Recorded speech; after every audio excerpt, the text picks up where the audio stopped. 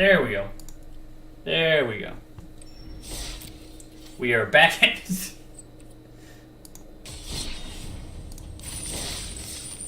Okay, now we'll start the draft for real, But, like I said, I never drafted New Capenna. I'm not sure what this is going to be like. Apparently it's different than the old New Capenna draft anyway, so... I remember there being 3-color stuff, just from the standard cards. So maybe we'll end up in 3-color. In drafts that I don't know, I have a tendency to go towards blue-white as my most comfortable color pairs, just because blue-white flyer is almost always a consistent draft archetype. But then again, it's going to be interesting because I'll be evaluating most of these cards basically on the spot, having never seen them before. In a draft format, at least. So, time to test our mettle in the fire.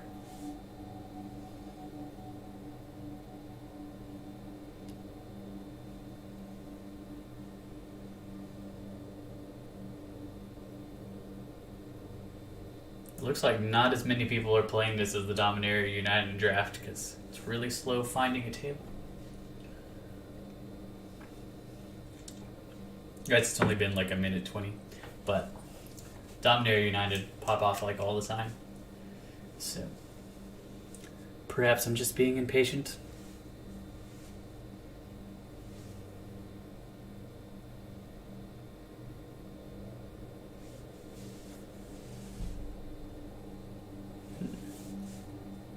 In the meantime,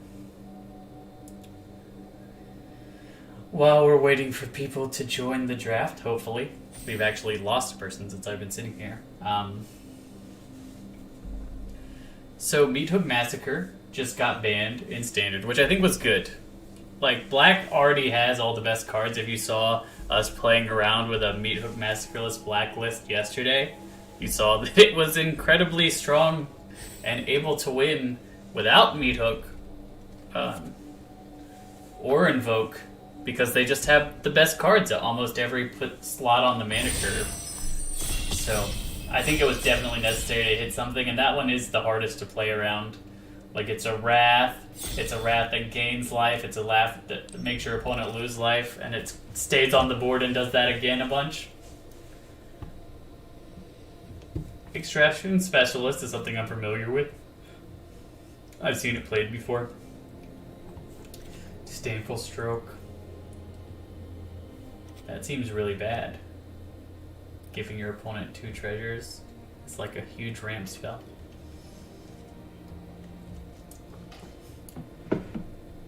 My gut tells me to just grab Extraction Specialist.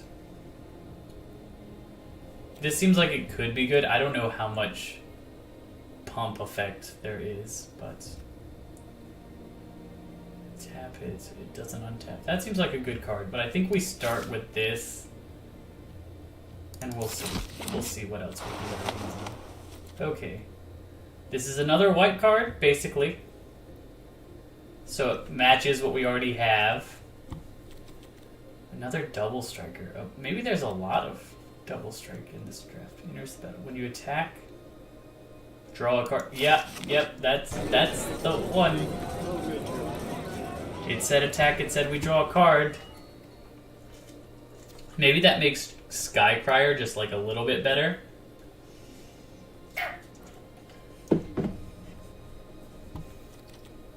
Riveter's Requisitioner seems good.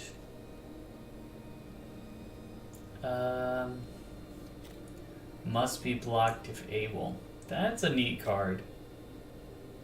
This is the pump effect I was talking about. It's possible that green-white is the double striking pump effect. I think we can get that one back pretty easily. Exile. Yeah, no, I think just hard removal in our colors is probably the best. Each citizen I control. Whenever another creature enters the battlefield, put a +1/+1 counter.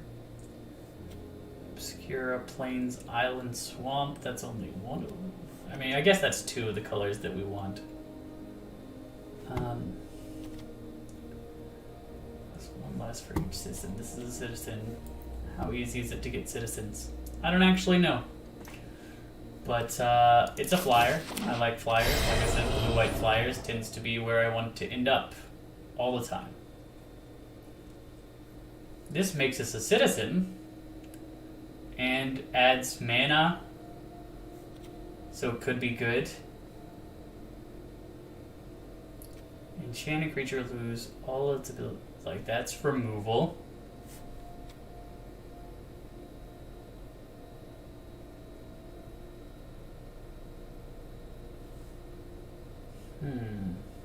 Strangle just seems good.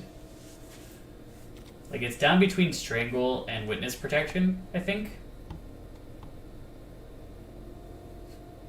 I'm gonna go with Witness Protection just because of my color preferences. That might be the wrong choice, but we do what we do. Gain life. That doesn't seem very good. This card does seem very good, but we're not in either of those colors, really. Maybe we do go for red.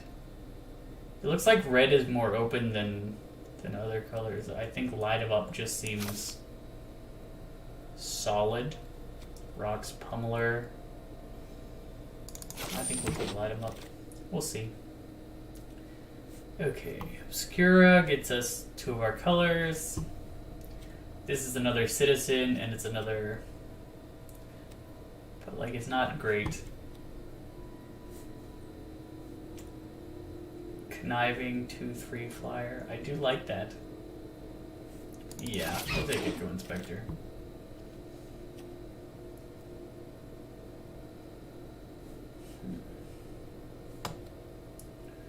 Exhibition Mage historically has been the type of card that is good. I think I'm gonna take it. I think right now we're a Jeskai. This little green kick is not necessary based on what we're seeing. Okay. Another citizen. Another citizen. Disdainful Stroke is just a really good card normally.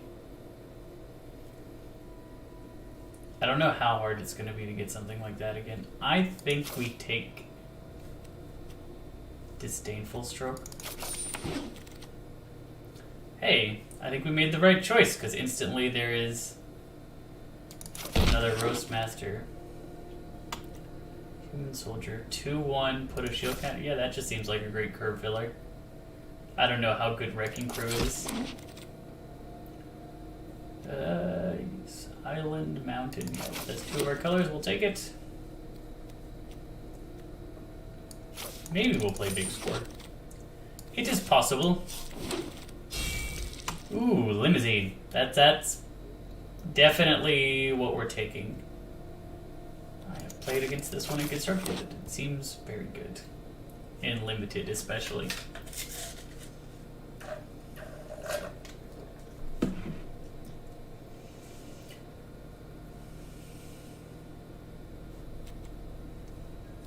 Right now we're hard 3-color because it feels like there are enough lands to support that. I'm not 100% sure we'll stay hard 3-color by the end. Maybe we'll go down to 2 colors and then... Ooh, a Flash Flying Shield counter card.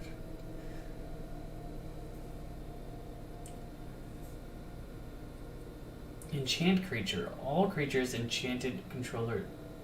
All creatures attack enchanted creature's controller each combat if able. Interesting. That seems less like one of... This is a tough choice. I kind of want to get the Psychic Pickpocket. Yeah, I'm going to take the fifth one. Bounce effects are neat. Conniving could be good, probably. I would imagine.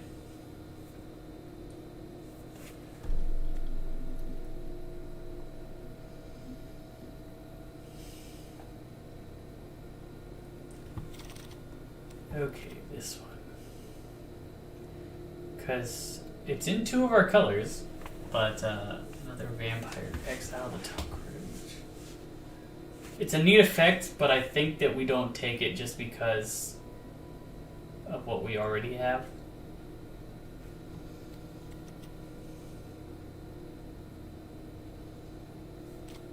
Barroom Brawler seems like it could be good. Flyer for curve.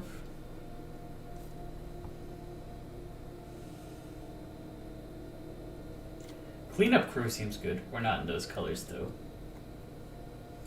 Maybe we just take an aggressive 2-drop. It looks like we're gonna play aggressive Pugilist. Ooh, nice. I do like Pugilist. Yeah, give us that one.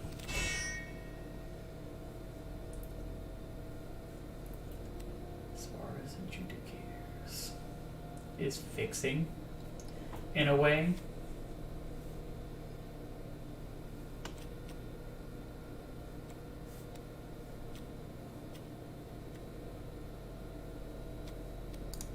I'm gonna try out Sticky Fingers. Like, that's fixing too. Try and get a bunch of Gathering Throngs. Yeah, let's try and get some Gathering Throngs.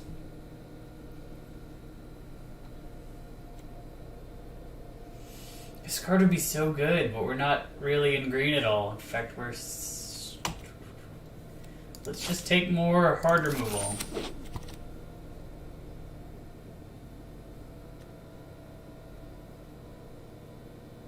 Prize Fight is good. We probably should have just been in green. Like, is it just me? Is this card bad? 5 mana exile, whatever you want to exile? I'm gonna keep taking it. I think it might be too slow in this format. We'll take an antagonize. That seems good to have at least one of. Some nice combat tricks as extra removal. We'll try and prioritize lands in the last pack to make this deck work. Sorry about that. Gotta get every last drop with the sweet tea.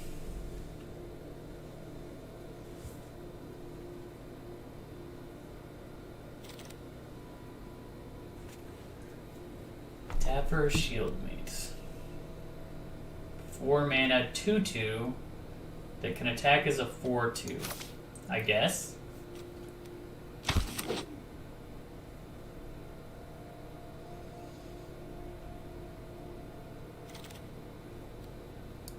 Take a Rakish Revelers.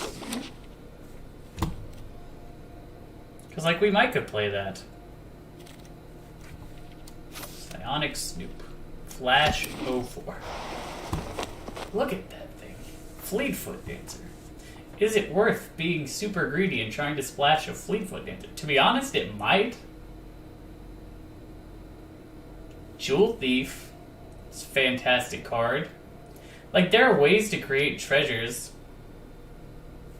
I'm gonna take it.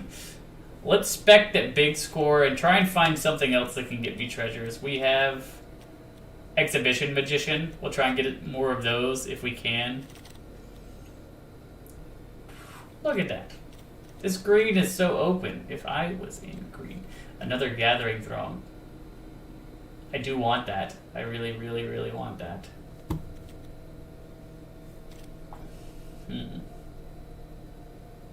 That does seem good, the Soloist, but I'm gonna take our second Gathering Throng.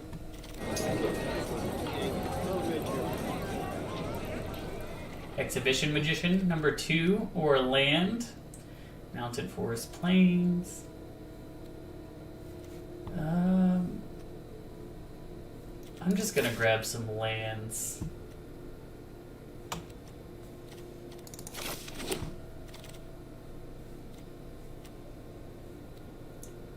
Plains Island. Another big score, another light 'em up. Actually, light 'em up is probably the pick here. Backup agent's fine. But our blue is not incredible. What if we just cut all of the blue out? play it like that. We might give you an add green. Like, now that I say this out loud, this seems really good, and I'm really sad that we didn't pick the green cards. Kill shot. Yeah, I'll take kill shot. I will say this, when I'm in doubt about a format, I tend to take removal very highly.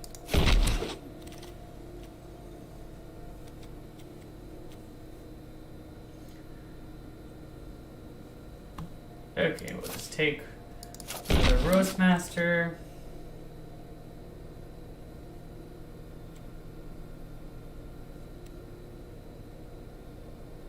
We'll take the Mayhem Patrol.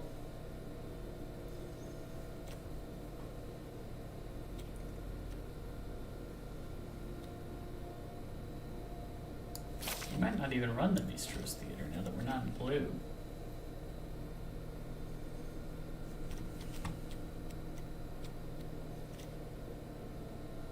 A 2/2 menace for 2, basically? Like, that seems really good.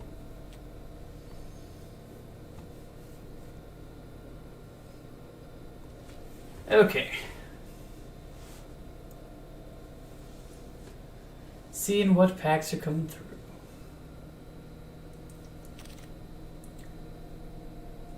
Fiend's Guidance. Enchanted creature. I don't know if that's necessary. Cavalry Courtyard is probably... yeah, I'm going to take the Courtyard.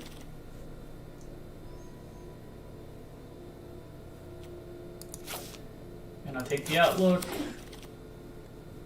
Take the Vision Magician.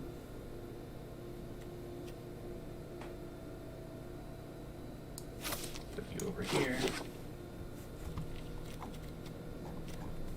Basically, we just have a light green splash, and all of our lands fixed for green that we have so far. So that's a positive.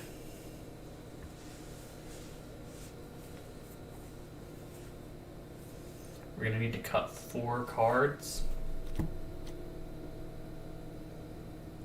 I don't think this Dapper Shield Mage is very good.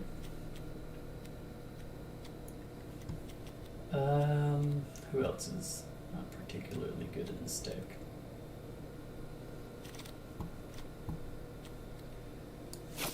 These.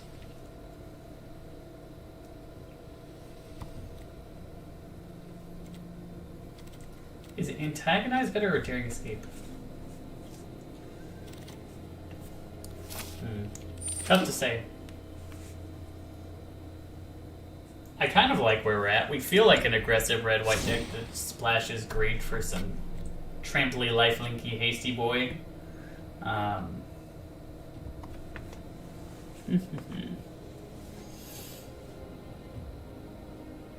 This is tough. 3 cards to cut. We can't cut the Throngs, because that's pseudo card advantage. 3/1 that gets us another 3/1 seems good. Light him up. Removal seems good. Sticky Fingers. Replaced itself, makes treasures, turn something into menace creature. Definitely keeping Limousine. Maybe we'll drop 1 by your Silence. It's a little bit heavy on mana.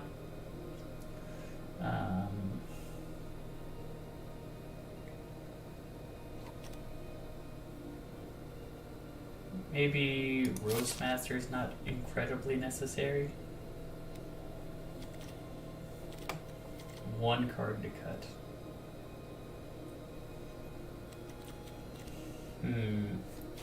This seems like it's gonna be good because, like, Citizen, he can make citizens. I mean, we don't have a ton of citizens, but it seems worth creating, right?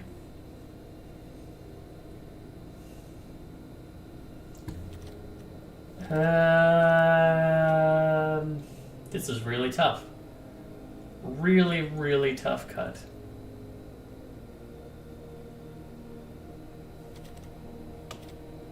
I think I'm just going to get rid of the Antagonize. I think that's more of like a double striking thing.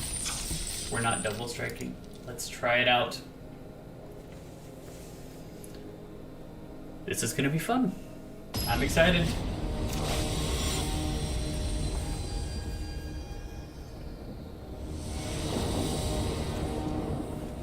We have all of our colors and things to cast, and we're going first. All of these things seem positive.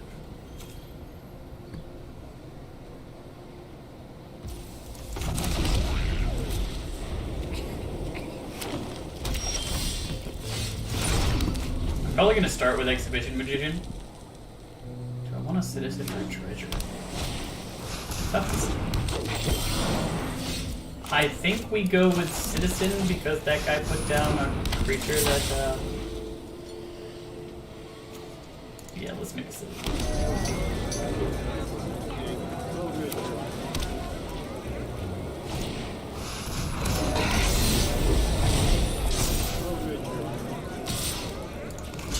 Bye.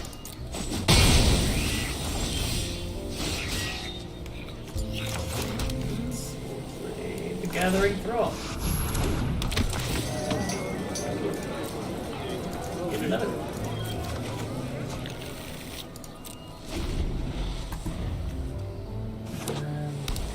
I guess we play the Limousine next. Like, once again.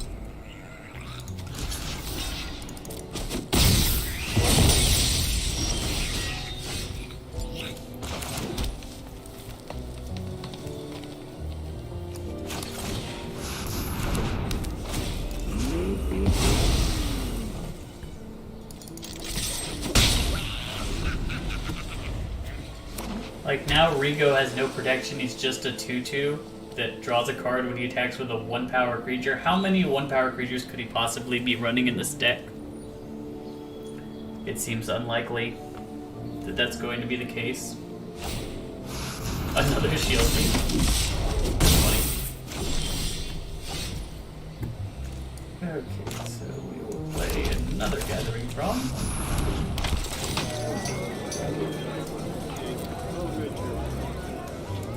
Play this guy. Then I'm going to crew this.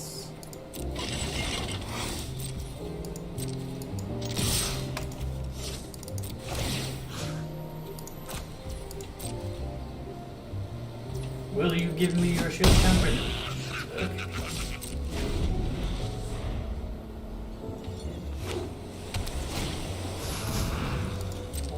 This is another card that, like, none of these synergize with each other at all. Right?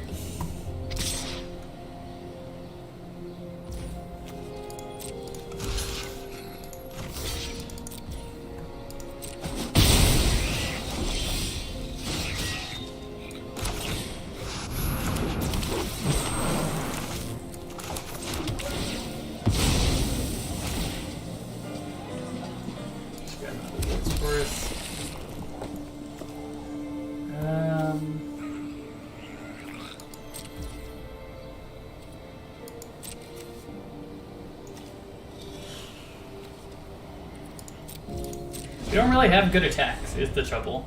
I don't want... Like, he's got a bunch of terrible cards, but I don't want to trade his terrible cards for my good cards.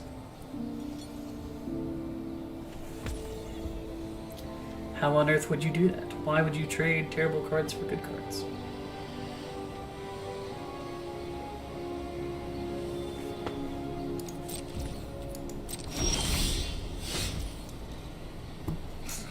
Maybe I just get rid of this.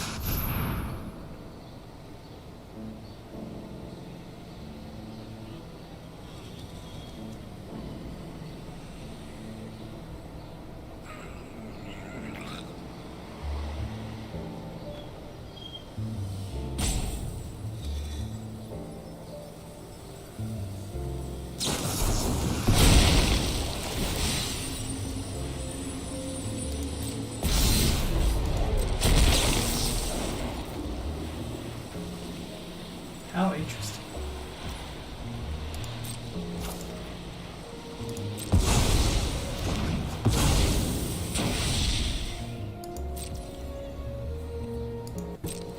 I'm gonna attack with this guy. I think it's fine to pop either one of their shield counters with this. It doesn't bother me. If we draw a land, we'll play big score.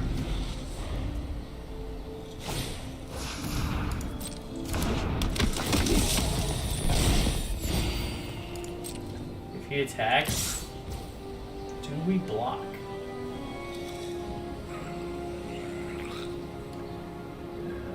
Until it leaves the battlefield. So no, we do not block. No blocks.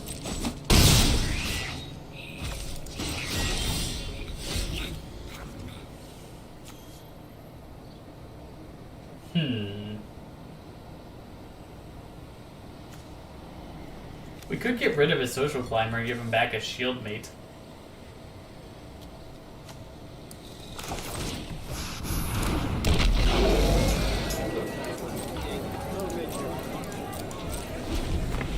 This is a really weird situation. The board is like stalled out. Goodbye! Every creature that dies is a benefit to us. The closer we get to attacking, now we can play big score.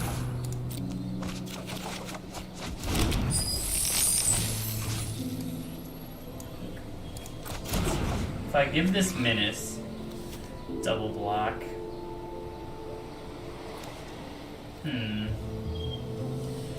Dadgummit, this is a hard game.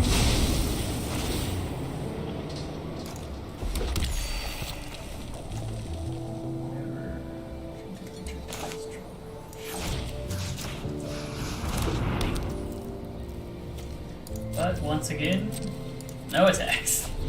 These shield counters are very annoying to get through.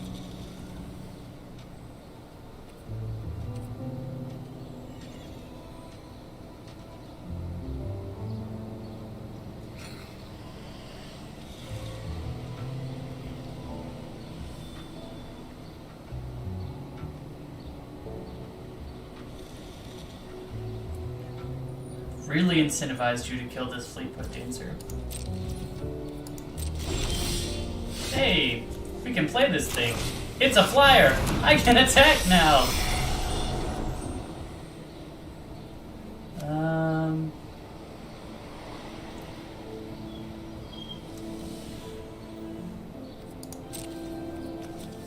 Menace Trample.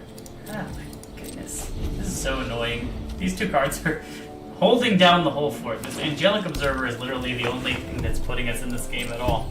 Because now we can attack in the sky. Oh, that's nice. Like that one. But, yeah, 2 attacks. Let's take you in the air. Mayhem Patrol.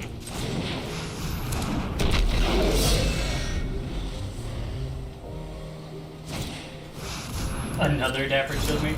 He's really highly prioritizing his Shieldmate.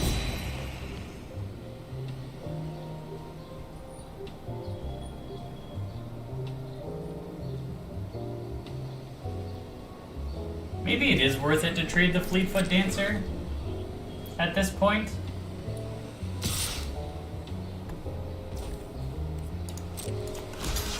Take your shield counter away. Bing!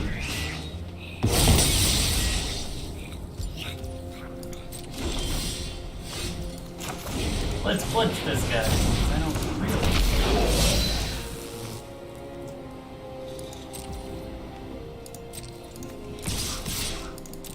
He's gonna die anyway. He can take down Dapper Shieldmate's shield counter.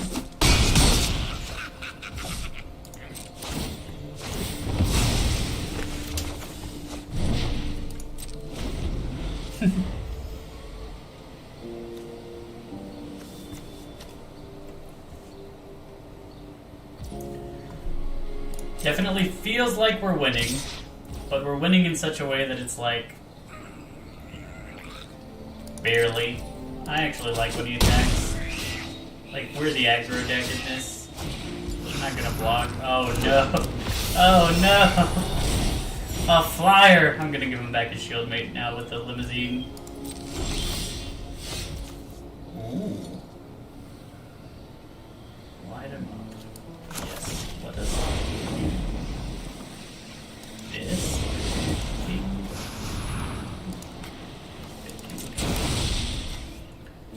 Okay, first things first. Crew this guy with the Fleetfoot Dancer. Oh, why did I crew with both? I am the bad. Goodbye. Server. You can get 2 power.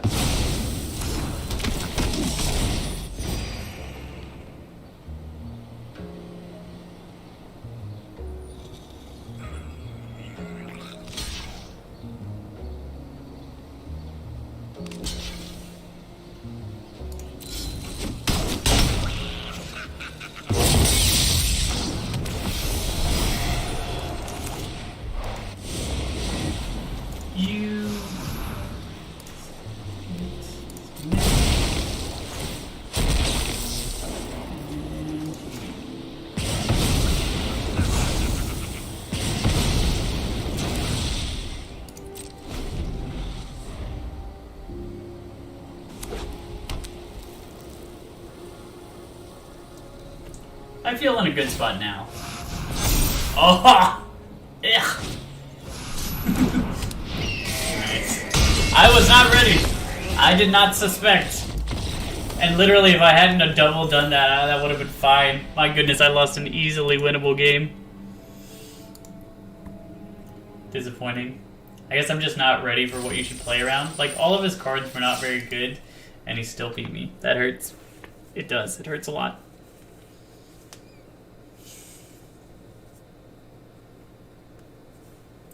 Hello, hello. Welcome.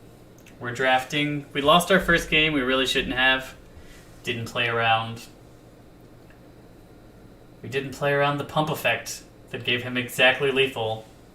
And we accidentally tapped a creature to crew that we didn't mean to when trying to select a different one. So it turned a win into a loss. Hopefully that doesn't happen for the rest of these. We're playing like a red, white, green aggro deck. But man, the board just stalled out with all those shield counters. I didn't play this draft format normally, but I imagine that it was very stally with the shield counters.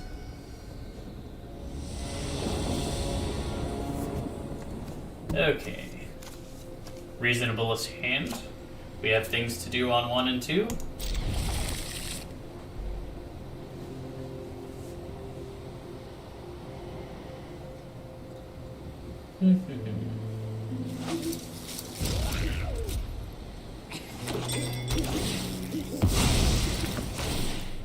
Yay. I like our opponent telling us hello. Always just seems very in the spirit of what you want to be in playing Magic, is being kind to the people you're playing against. You. I remember you. You're the one who locked down the board so rudely in the last game. Mayhem Patrol. We're both attacking for 2 right now. Next turn I get to play Throng.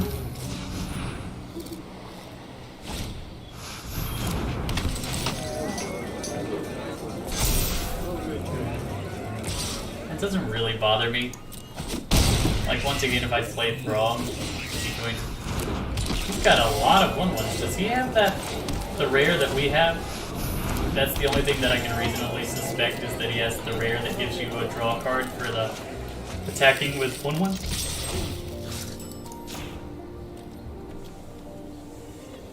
If he wants to trade, that's fine with me, but I don't think he will. Hello, everybody. Hope you're having a good day.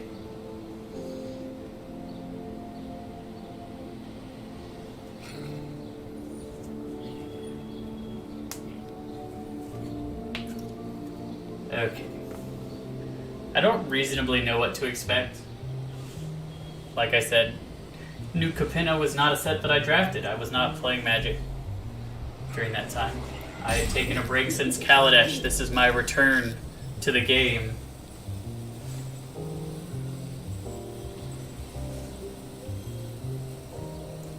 And hopefully it goes well.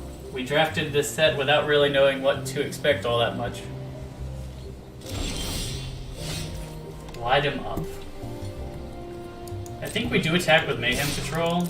Like, it's a shame we didn't hit a land there. That would have been very nice. And if they don't block, do we just light him up twice? Maybe. Because, like, if he puts a shield counter on a 1/1, Doesn't bother me.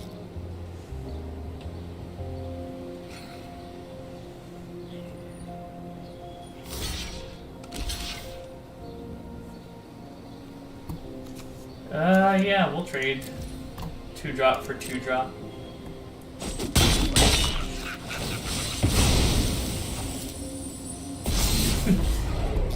That's such a weird shield counter.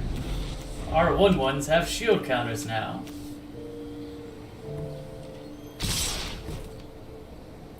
Absolutely not blocking here. We're both missing lands. Another broker is better. That's funny. Okay, we got our land. I think we're gonna get our forest, even though it might be better to get the red source. But just in case we draw our amazing Fleetfoot Dancer, we want to have that ready to go.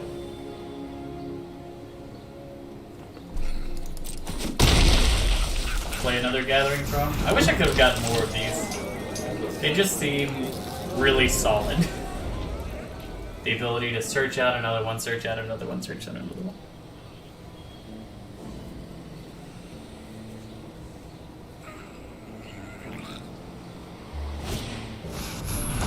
That card is good. Not untapping. That being said, it still just attacks for 1. Like, everything on opponent's board attacks for 1. I think I'm gonna do this, and then hold up kill shot.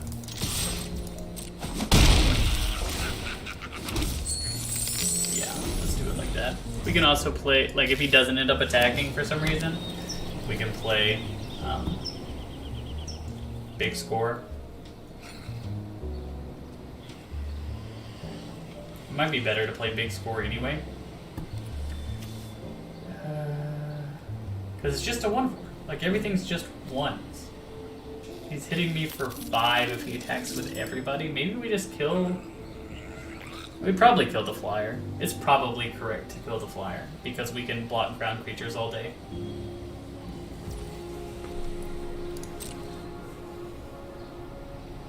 If he attacks with everything, like, we're doing more damage to him than he's doing us. You see, just those 2. Yeah, I don't care enough about 3 damage. What on earth is your deck? I'm confused. I'm going to discard.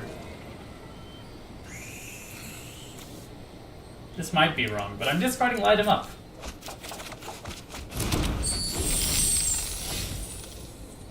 Play this Fencer. Play the Courtyard. Get another White Source. Attack with the one that has Menace.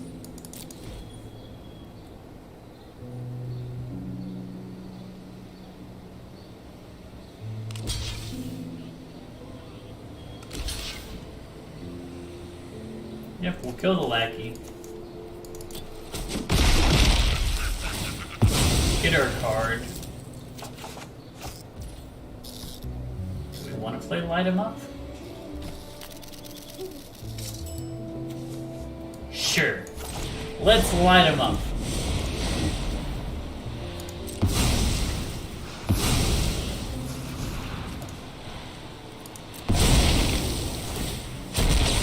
And then let's kill that guy so everybody's straight dead on this one.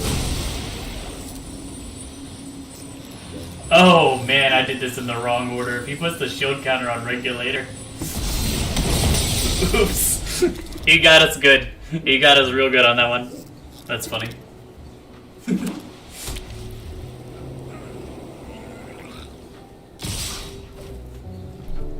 Weird attacking with everybody, but sure. Blow us out with the pump effect. Once again, like, are we in danger? Not particularly. I played this guy. I make a 1/1. I can kill shot the unblockable creature. So You attack this guy, you block this guy. Goodbye.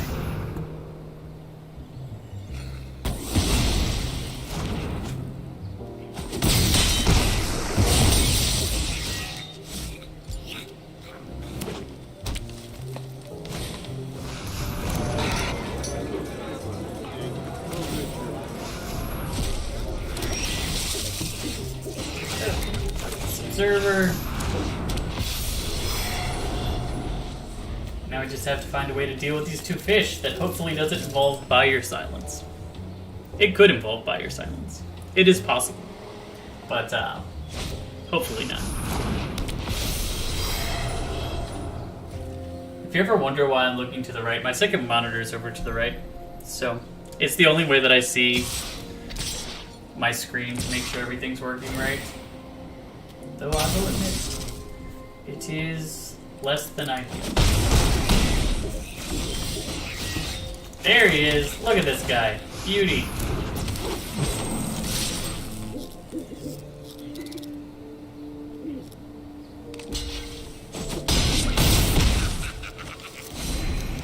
I should not have attacked with the Angelic Observer. Okay. Yep, that was my mistake. Okay, I'm playing very poorly.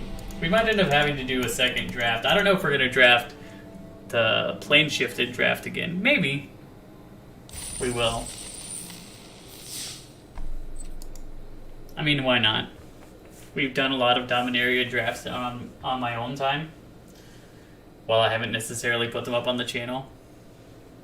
Or maybe we just go into Standard. I am really curious to see how Soldiers does now that Meathook Massacre is gone. Hopefully it'll go well.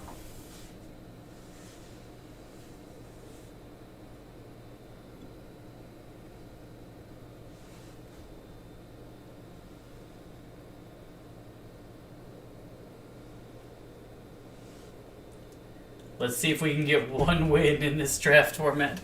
Please, one win. Though both of the games that we had, we punted away, so... It's not really the format's fault as much as my own fault for having lost these two games. I think my deck is fine. Based on what I've seen from the people we're playing against.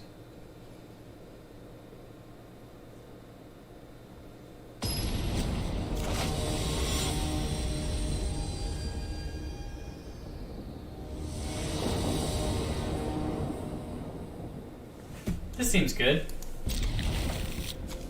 Fire Silence is a bit medium, now that I've played with it. The cards you're hitting with it are often just lower mana cost cards. There are not a lot of bombs. This card would be great in a format with a bunch of bombs, but when there aren't a lot of bombs, it's just meh.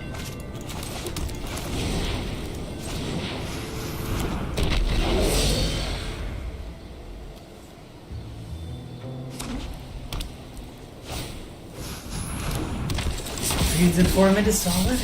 Is he going to discard a real card, or is he going to discard a land?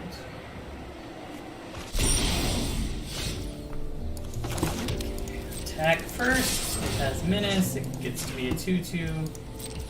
Solid. Play Roast Master. Hopefully next turn we get a land. I'm not going to trade. If he attacks, I'm not going to trade these two. Especially since I have Daring Escape. You know? I was hopeful that he did not have something like that, but maybe he just played nothing at all. The game is stalled, as all the games that I've had so far in this set. He's blitzing a creature to give 2+1/+1 counters to Disciplined Duelist. Seems good. This time I think I do go this, 2 blocks, this on you. Put you to the bottom.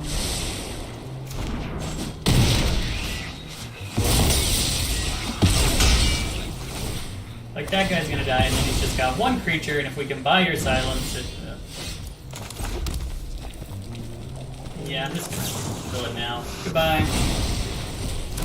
Maybe I shouldn't have blocked because that was my plan. I'm playing loose. Loose, loose, loose today.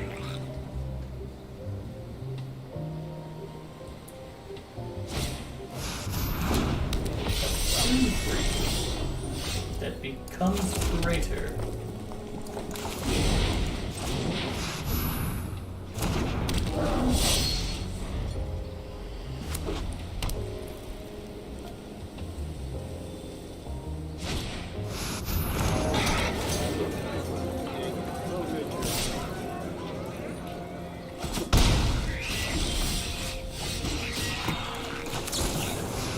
Discard you.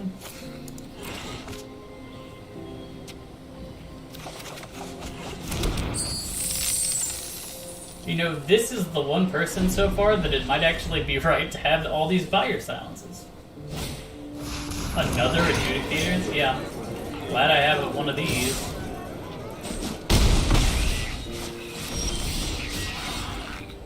I think I'm just gonna get rid of the Paragon. Play this.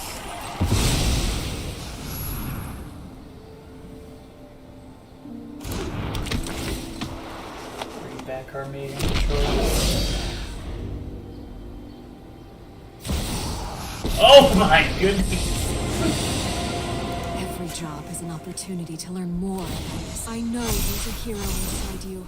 Vigilance. That's interesting that he would give it vigilance, because right now we can block. I would have given it flying or first strike.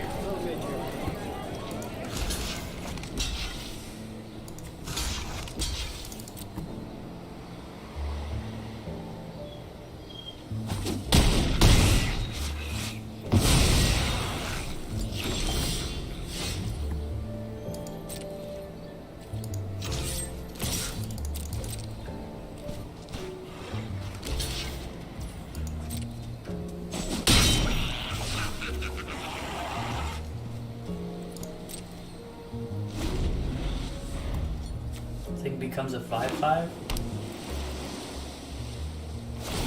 Let's do this together. Another vigilance. That's odd to me.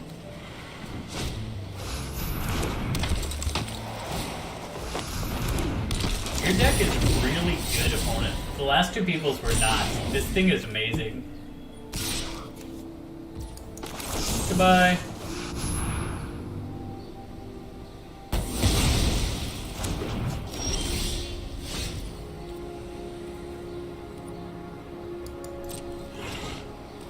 Attack you.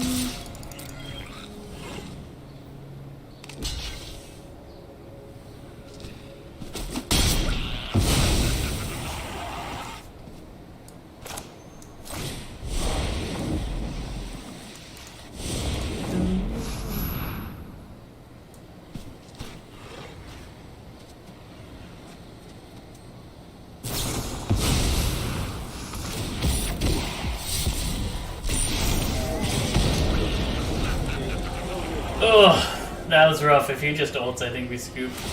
Be brave.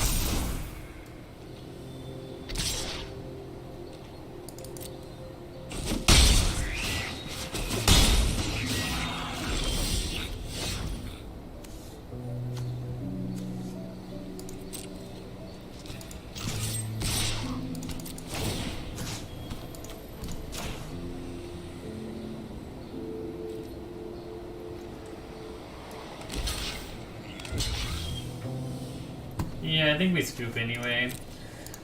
Elspeth is a house. We lose 0-3. That was rough. I'm gonna give it one more go, and then I'll probably just go to standard. One more try with this format. Hopefully we can figure out how it works a little bit better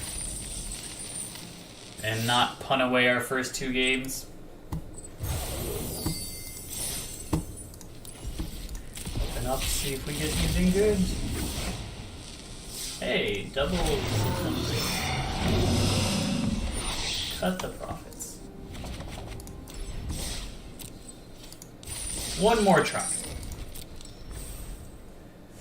If we can't get it with one more try, that'll be fine. But might as well just give it a little bit of a try before we give up entirely. Might be better to just watch somebody else do it than Unleash the Inferno. I know is a good card. It is 3 color, but so is this whole set, right? Queza seems good. Another 3 color card. How many artifacts and enchantments did I actually come across? Like, I know that's good in Standard, but is it good in Draft? Interesting question. I think we do take Unleash the Inferno. And immediately punished with a really good 3 of the other color card. We could go for Upstart, which is also good. Man, this is really tough. I want this and I want this. This has 2 similar colors, this has 1 similar color. We could just play 5 color bombs. I think we take Upstart. Hopefully that's right.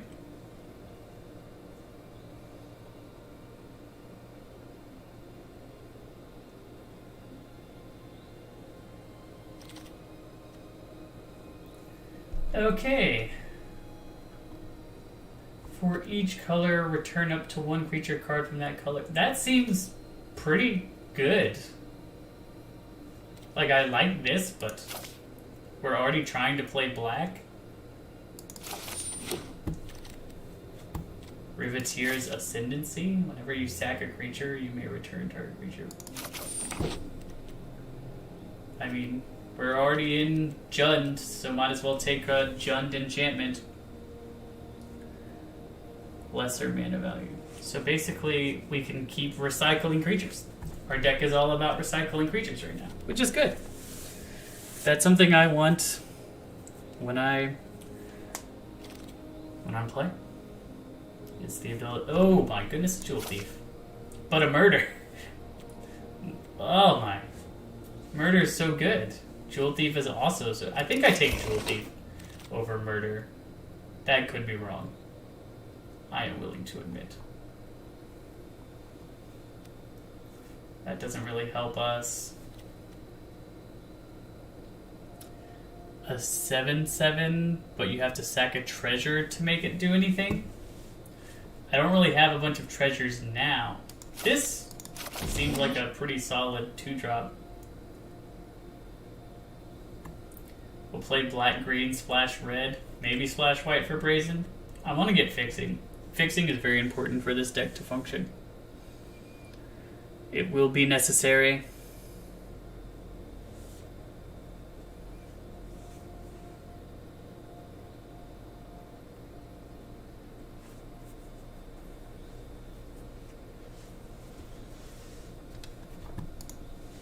Let's see.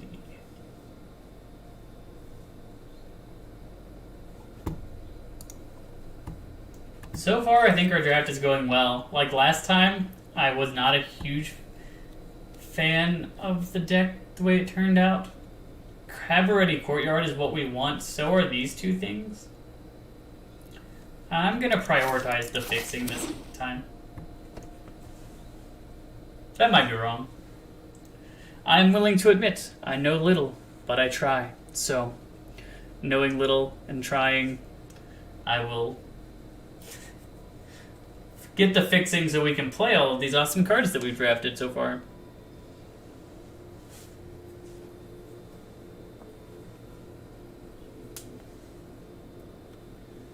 If you're just joining in, we are doing the Planeshifted draft for new Capenna. Saw it today. Haven't drafted this format, the new Capenna format, at all. So, thought it would be interesting to try out.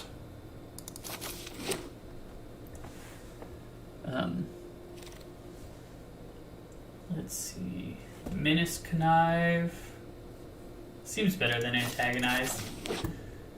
Let's get creatures. Creatures that are hard to deal with. That's always the goal. Search your library for a card. Could be good. Like, tutor effects are normally good.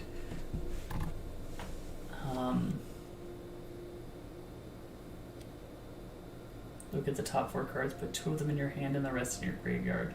That might actually be better. Oh, dang. I did not click in time. I was thinking too much about it. Make treasures with Glittermonger? Or flip a coin and maybe gain life. I think we're going to go with Glittermonger. Big score. This might be worth playing. Chrome Cat. Like a 3-2 with Scry 1. It's not awful. Jackhammer. Daring Escape. Endless Detour. That's a neat card. Unlucky Witness. Voice of the Bourbon. Yeah, maybe Strangle? I don't know which of these is better. I guess we should just lean towards uncommons being better. Anyway, I hope to get something good back from that pack. It had a lot of good things in there. Prize Fight. Another Strangle, but I think Prize Fight is better. So we will take it. Maybe the tramway station object? Oh, man. Like, I don't know how many artifacts there's going to be. This is so hard to evaluate. It's so difficult to evaluate these cards when you don't know. Because, like, if it's just treasures, they can sack them all, so it's not going to deal any damage. Wrecking Crew's just a big guy. Girder Goons. Makes a 2-2 when it dies, attacks as a haste 4-4. I think I take the first Wrecking Crew over that. We'll see. More lands is always good. Body Dropper. Hey, there we go. Cabaret Charm. Like, is there anything else that would stop me from taking that?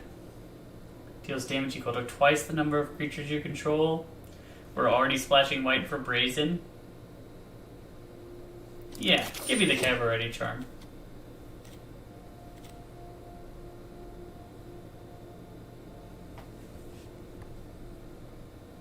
I think our draft is better this game than it was last game. Or last time. Hopefully we can make it work. We're going to need more lands. Since we have 17 playables and we're only 5 picks through pack 2, maybe we just aggressively take lands for the rest of this pack. Unless something like really big, like a Strangle, pops out at us. Also, we've been prioritizing creatures. Actually, we are 50-50 on creatures, non-creatures, so maybe we're not as... Removal spells and lands are what we're looking for the rest of this pack.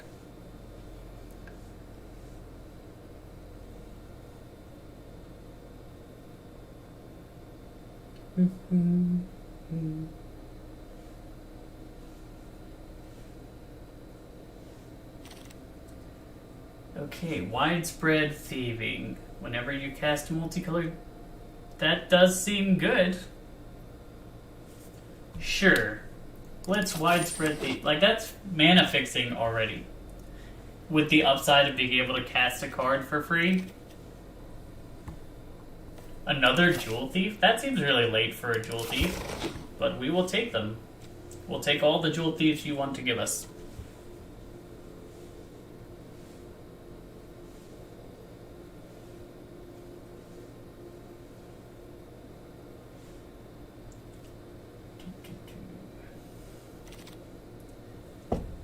Another Demon's Due, another Daring Escape. I think Daring Escape is probably good. The first strike is meaningful. third one we don't need. This will be good. We're trying to splash light, so. Riveteer's Charm. We're already in those 3 colors, so. Seems very good. Put it into your hand. Yeah, we'll take a warm welcome. It might be good. It's hard to tell, but once again, our deck seems like already really solid on playable cards. So, let me drop one of those.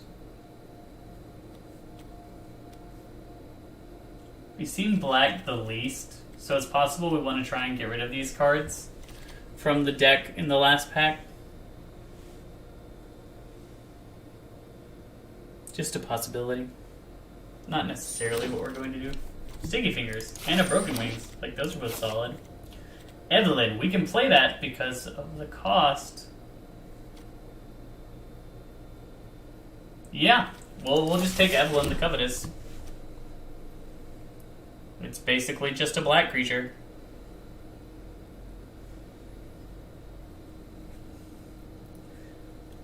Whenever it enters the battlefield.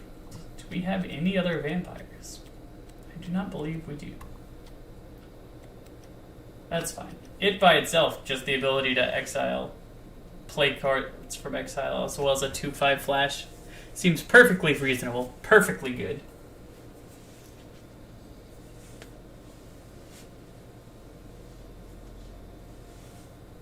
Hopefully we get some more awesome cards. You may cast that for 2 if you use treasures. Potential 2 mana 5/5 if we are treasure heavy. Choose 2 target creatures controlled by the same player. That player sacrifices them. I don't know that that's that good.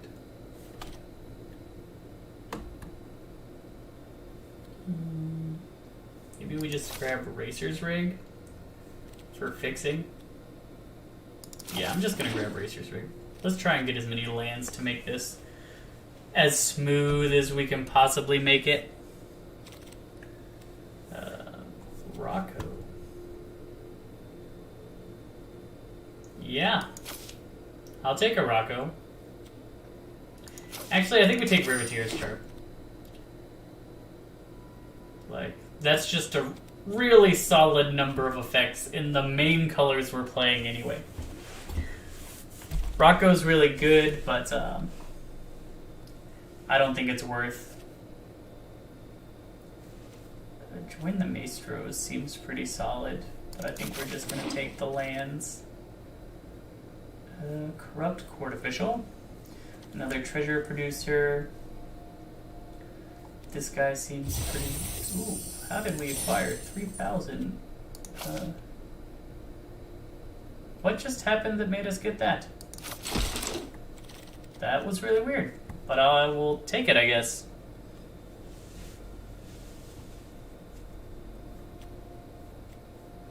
Let's see. Another vampire. You regain life whenever you lose life. Yeah, I'll take the vampire. Rocco. See. Swamp, Mountain, Island, or Rocco. I'm gonna take Rocco. And then I'll take Deal Gone Bad. We're adding more black to the pile, unfortunately. Grab a Socialite to get a little bit... I think we take out Daring Escape at this point, and Jackhammer.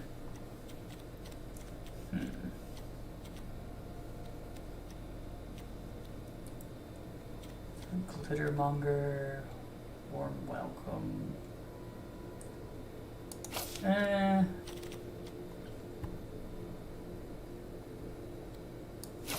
Yeah, I really like Revel Ruiner. Seems like a good card to me. Rakish Revelers. Use the battlefield. Create a citizen. Almond's Partial. Another Daring Escape. I think our deck is solid. I don't really know how I'm gonna cut it down. Hopefully it cuts down pretty simply, but like a lot of these cards seem really good.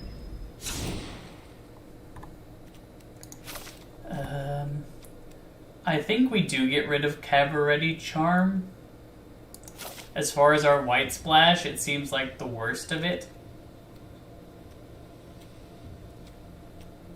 Then like 3/2 Menace for 4, maybe not as good as I would have hoped, because like the Sticky Fingers gave Menace and I was still stuffed for a long time in that last series of games.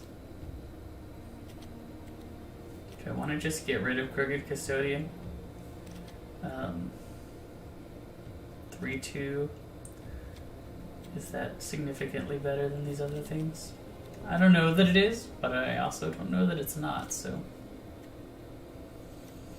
This is so hard to judge. The Vampire works with the Gaining of Life. We have a lot of ways to make treasures. Maybe Glittermonger is not quite as good in that case.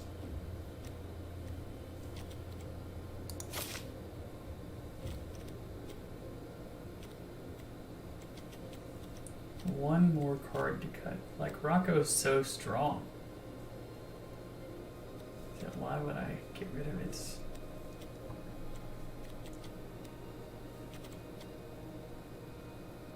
Whenever you sacrifice a creature.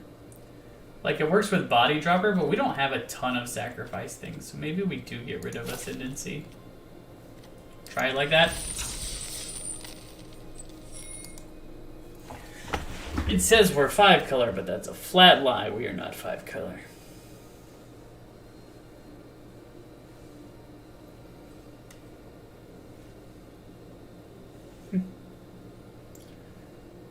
Welcome, welcome. We're just getting into our games after drafting. We're playing Jund with a little teeny white splash for some pretty cool cards that I'm forgetting their names off the top of my head.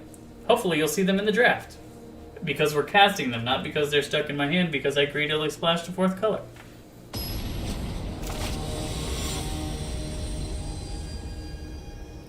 Our opponent is apparently pretty good. Mythic. We have most of our colors, and this can get us more colors, so I think we keep this.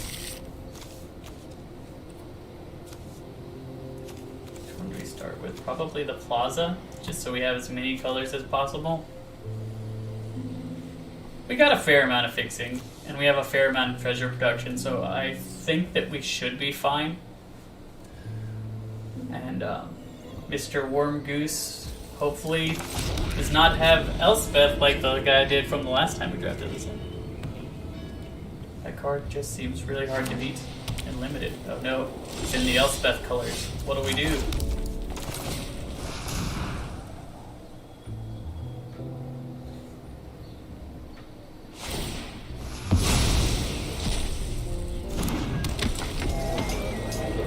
Maybe I should have put that other guy in, the Fixer, for 3 color, because I don't really know how these things work. It seems kind of odd. He wants it back in my... Does he? Well, I will play it again.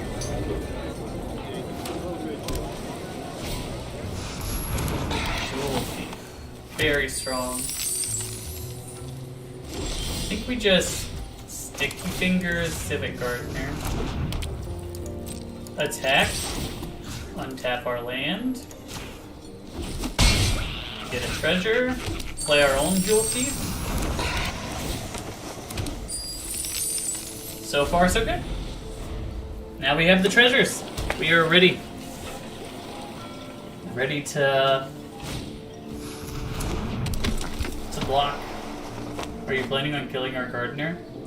Or are you thinking about whether you should attack with Jewel Thief and trade?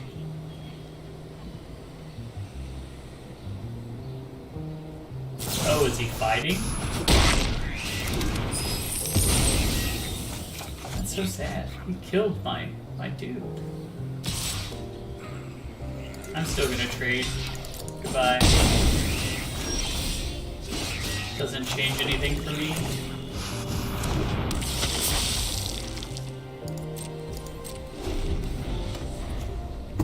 So Jewel Thief is in the bin, which is green. This could be black. Body Dropper could be red. Hold for ransom.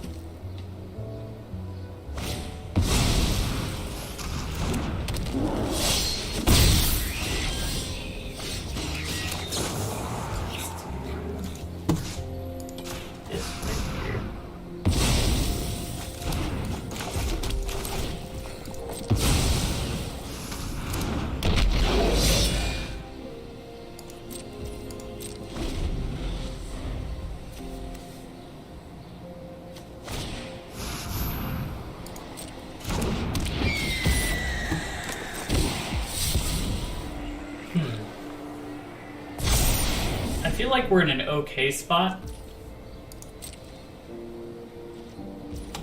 I am just gonna auto-pay back my Scrivener so that I can Rogue's Gallery.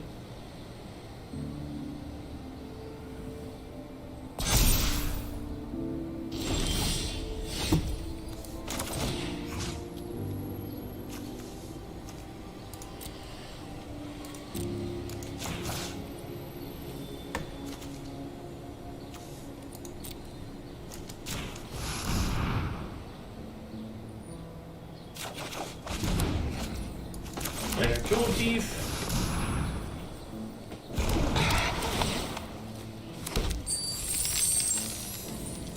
No attacks.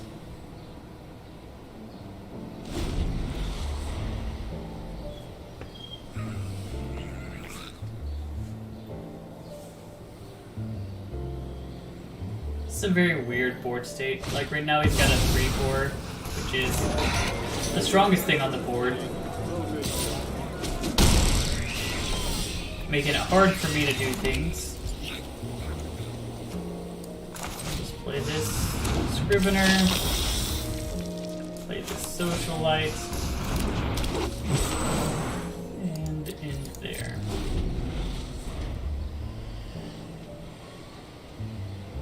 Whenever I lose life during my turn or gain life during my turn, this thing grows. So hopefully we can get that kill spell that gains his life.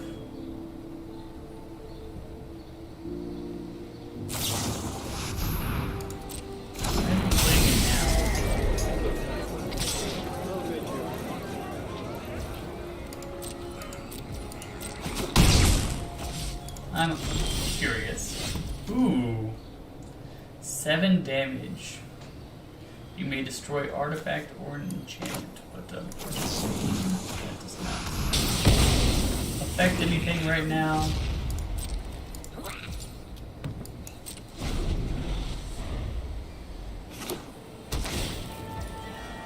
Oh yeah, our lands also gain his life, so if we play a land, Vampire Scrivener can get bigger. That would be nice.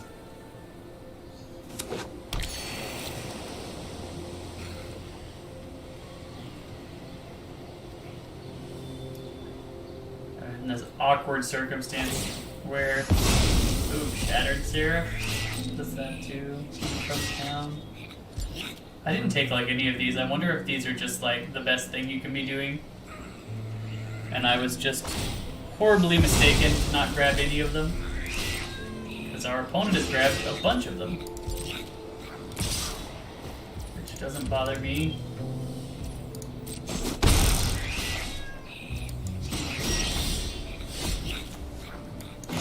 Widespread thieving it is.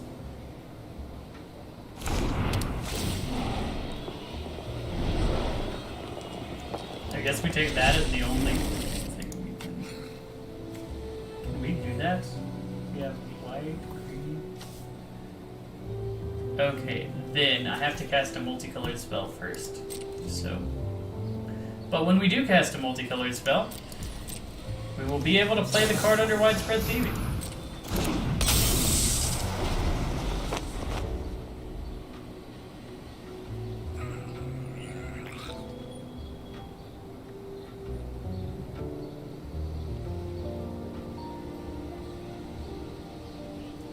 Which can kill the Swooping Protector, which would be nice.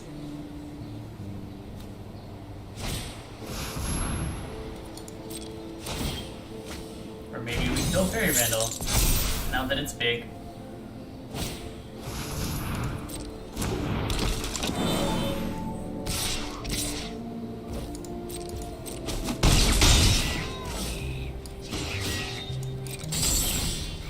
Ooh, nice.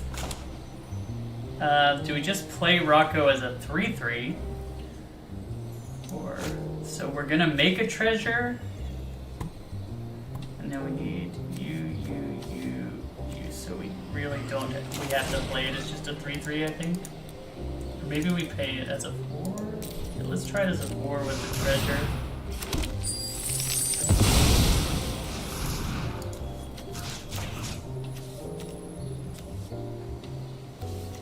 Player gets -3, and then target player mills 3 cards. Okay.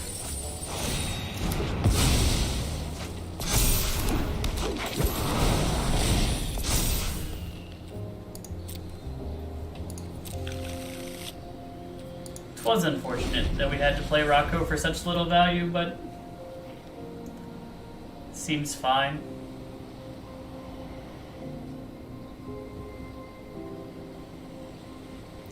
Got rid of the Fairy Vandal. Hopefully, we can continue to survive here. Get our Vampire Scrivener up. He doesn't have the lands to cast this one. He does have the lands to cast that one, but I'm not super worried about not being able to block for a turn. Death Touch is interesting. Yeah, I didn't think he would block there. It seems like a bad block. Voice of the Verb. We'll try it out.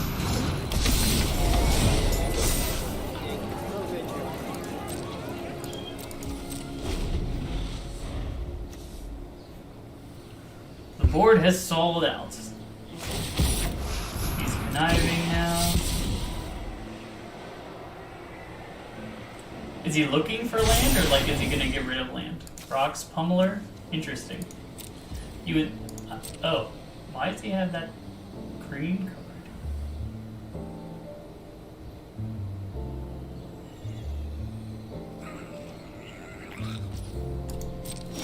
Turn. Hey, another Jewel Thief.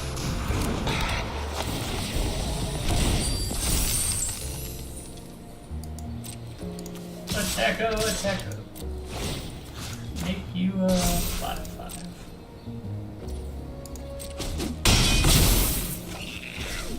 Nice. Not bad. Not bad. He got his green man. Another Venom comes for him.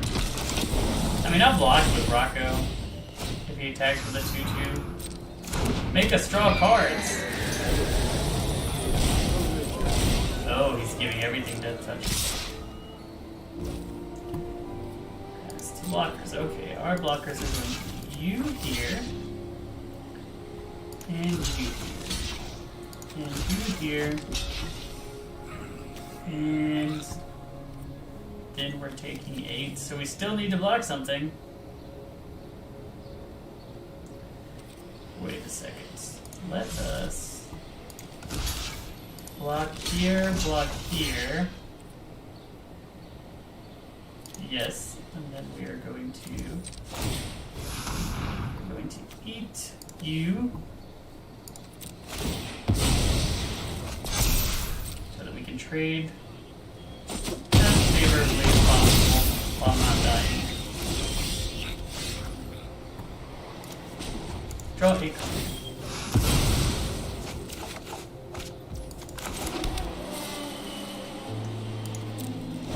Can we hold the baby?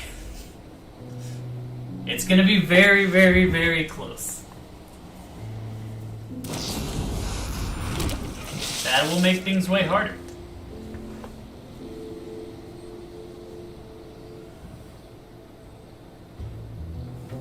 Yeah, I don't know how we beat Exotic Pets. I mean, this guy was a Mythic. He's a good player. So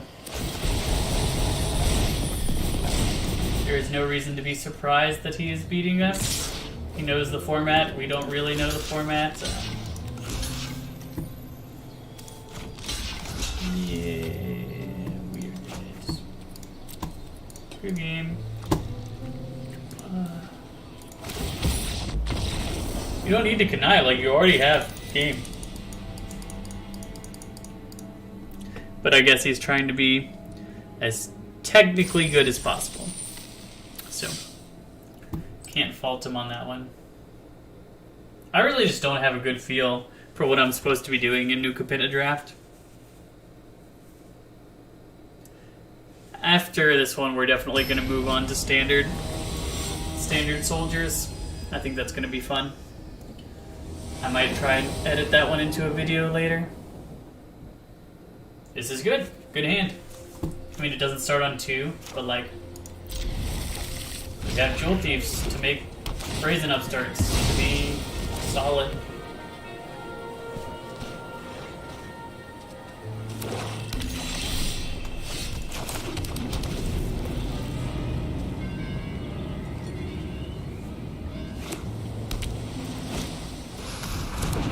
Discard a card.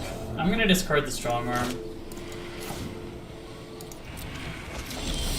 It's probably fine. Play out a Razor Grip. Now we have all of our colors. We could just play a Brazen Upstart on 3. Also, Rogue's Gallery can get us back the Strong Arm if it wants to. We'll see what he plays. Whether I end up in Jewel Thief or I end up at Brazen. Let's go Brazen, I think. I say as I play the wrong land to be able to cast Brazen, so I made the choice for myself to do Jewel Thief.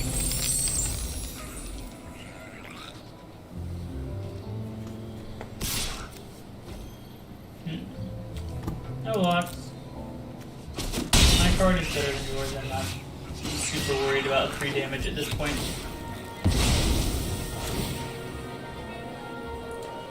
My rules for trading are, if my card is better than your card, I better have a really low life total to trade. And almost instantly paid off for that decision. So now I'm going to attack.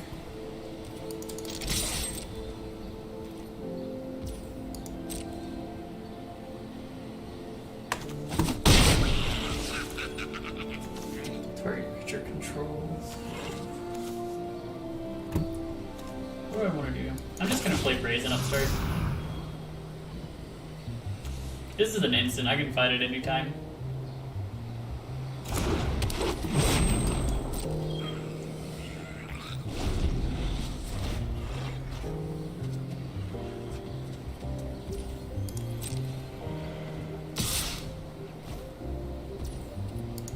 No blocks. Once again, both of my creatures are just better than Maestro's Initiate. So why trade it off when I'm in an aggressive stance? Like, I have Prize Fight.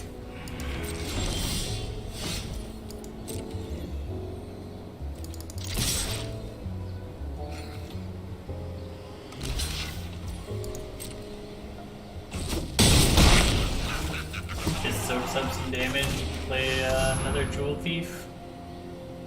Put up Prize Fight again.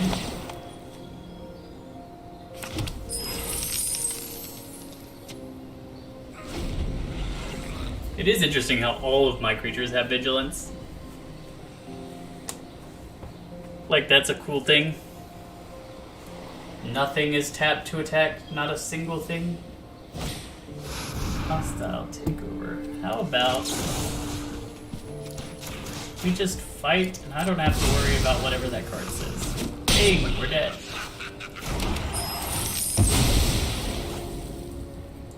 And I get my Evelyn. And you spent your whole turn for that. We'll play Evelyn. Auto-play.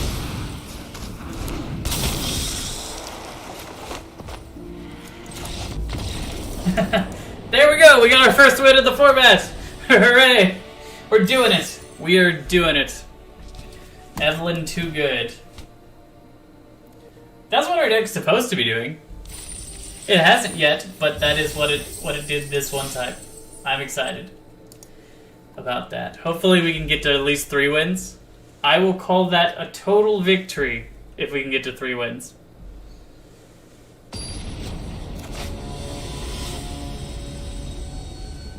considering I have never played this format before.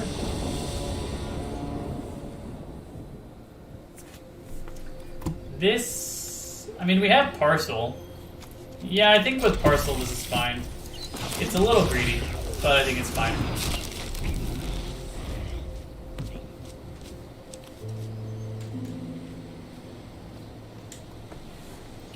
We're looking for black, I guess.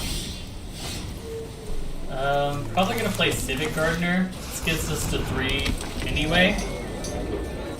By untapping stuff.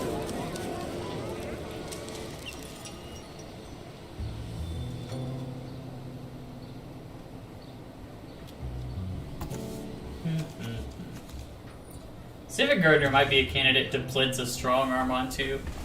Because, like, just having the ability to untap is very good, but a 2-2 is not going to consistently give you that untap.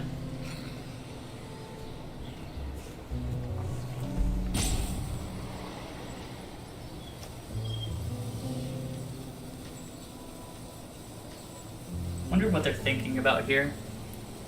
Like, is it just 2 different lands that they're deciding between playing? It's probably what it is.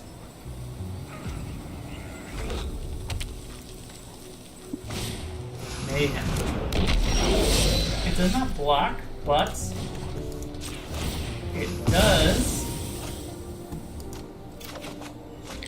Like this mountain, attack, untap the land. Play a widespread thieving. Put our Raisin Upstart under there.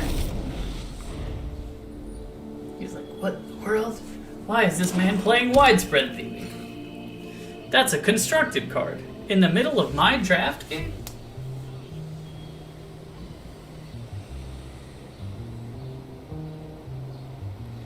I honestly think widespread thieving is good enough as just fixing. Like, I don't know that there's a single deck, unless you were trying to do a monocolored thing, that you would not want that in it. If we get a land and they leave both of these guys back, I'm just gonna blitz the strong arm. Double menace.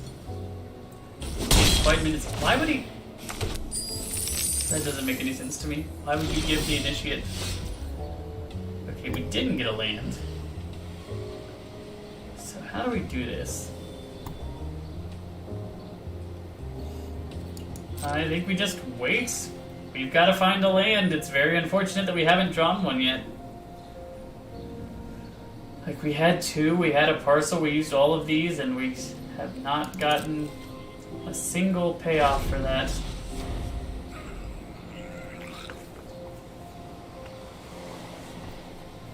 And once we start going, like, we have all of these cards to get us treasures to make it so we keep going.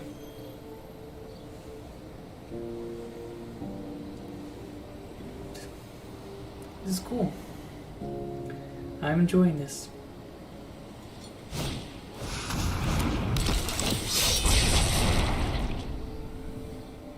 Interesting, a no-value Night Clubber. Okay, at least this time he puts in the damage by doing that. Oh my goodness, another card we can't... This is getting almost comical that we haven't drawn a single land. This is an instant, right? Okay, here's what we're gonna do. Full control. How do we turn on full control? There we go. We're gonna tap. Tap you, tap you. Resolve.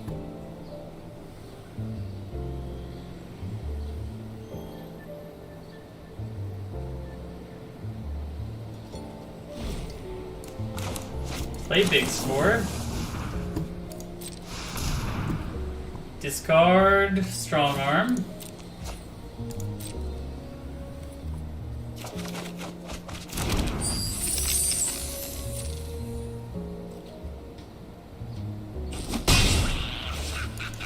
Okay. Okay, now we're cooking. Now we have enough lands to play the game. That's what we're hoping for. Enough lands to play the game. We have 2 really good removal spells. Like, this is the same thing that I was talking about. All of these creatures are very small. They're not actually doing much. We'll kill the Mayhem Patrol next turn just because it keeps giving them treasures. And that will give us more treasures too, so... Now that we don't have to attack with Gardener anymore, we can... So yes, we are going to unleash the Inferno, murder you.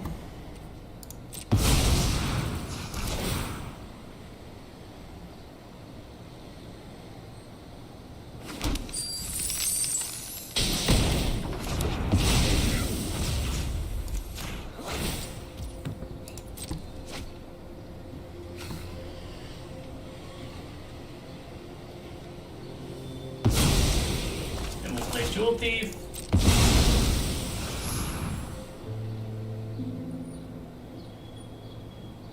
We're behind, but we're not dead.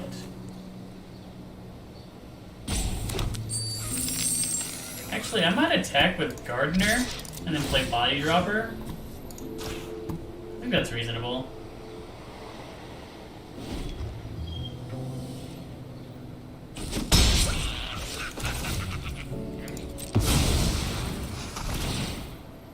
Like, we keep getting the treasures back.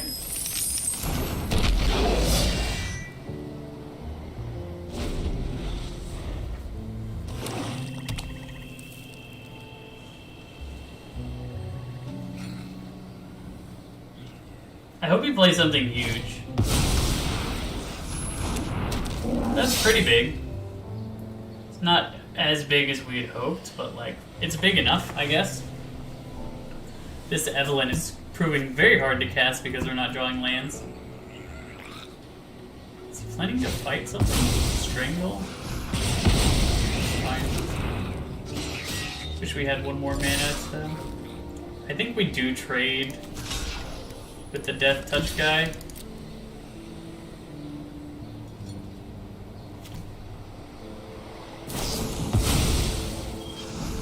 Interesting. Doesn't bother me too much. Okay, so we'll play a land, we'll play this. Few sacks, something. Get another treasure.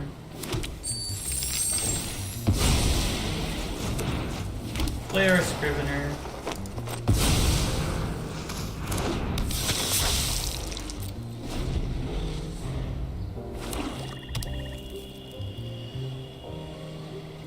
We're gonna need some help. We're definitely gonna need some help here.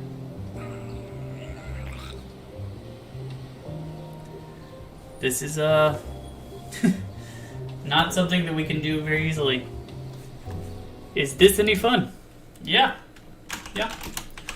It is pretty fun. I'm enjoying it, even though I'm losing.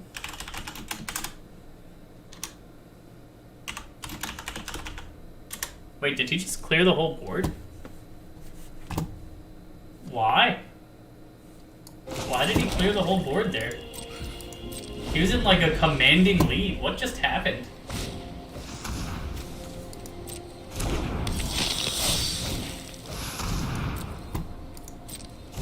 I'm very confused.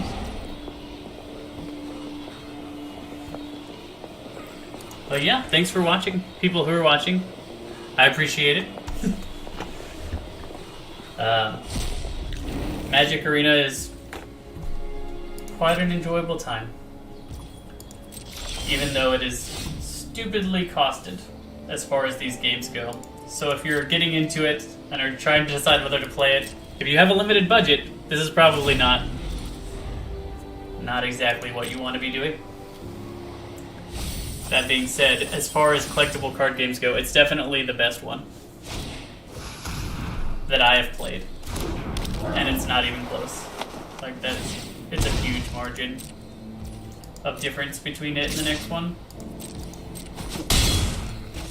You can play this free to play, but it just takes a lot of grinding. It's whether you want to grind it out. So we put this on, we try and trade with the Custodian and get our card draw. Eventually we can get to Evelyn.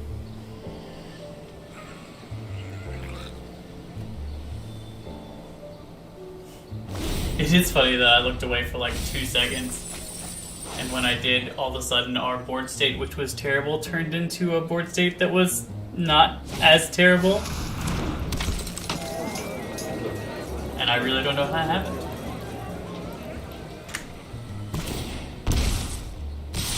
Okay, block this one. Take 2. We're at 1 life. We hope to get this Evelyn down. We did not. Can we? We can't play both of these. Oh, this is so sad. This is so sad. We lose. We lose. But, that's fine. We just couldn't get our mana online. It took us way too long for that to happen, which made things very sad. But, it was a good try.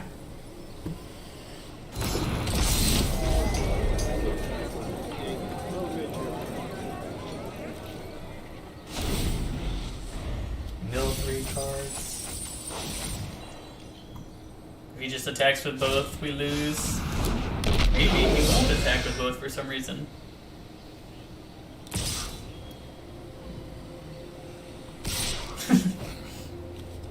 He got us. He found the line.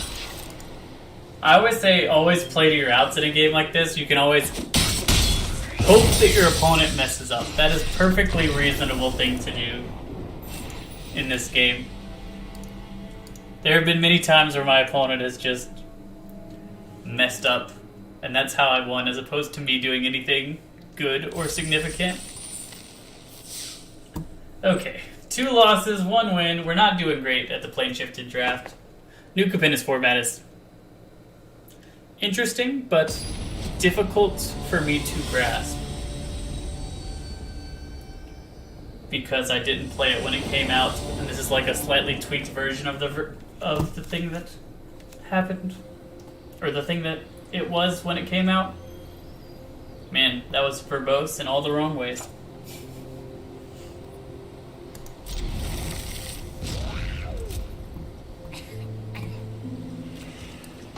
I think we start with the Courtyard and grab a Plains, because we have our other colors. Plains will be good. We'll want to find a black mana at some point, but the thieving will help us along the way. And so will this big score. Last time we had the big score for turns before we got the mana to cast big score, and that's what hurt us.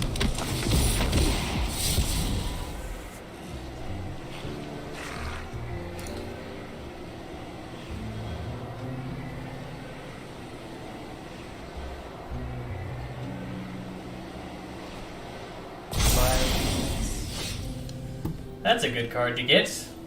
I think we just go for the tap lands. Try and get it out.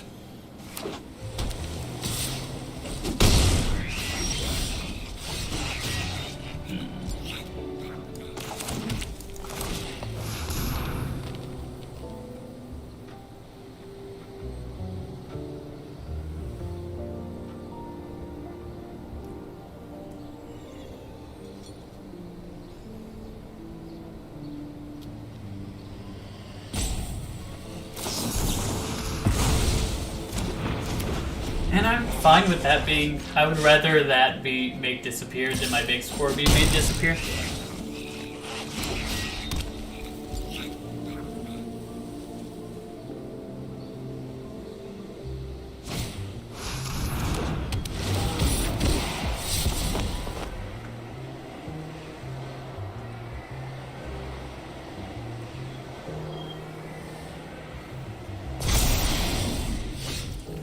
Okay, so now I think we just...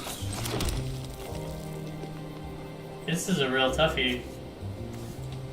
I want a big score, so I'm gonna big score, but like, I'm not sure that that's right.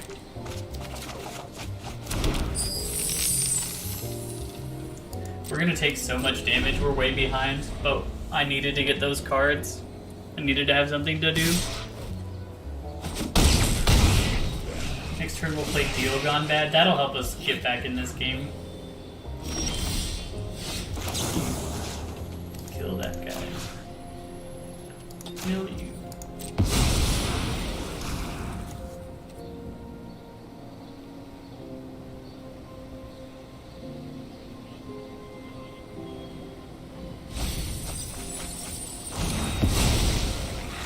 That pulls us right back in the game, so we'll play our Civic Gardener and block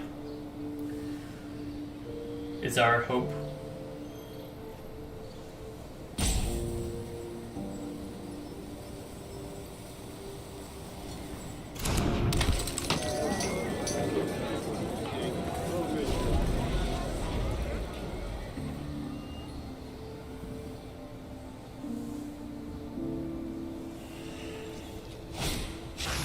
Celestial Regulator will stop us from untapping, so blocking is off the menu. Swamp, oh my goodness, that's so helpful. Sure, I'm just gonna do this X2, get it out on the battlefield, get a card for free. Attendant Socialite can also block Rafine's Informant pretty well.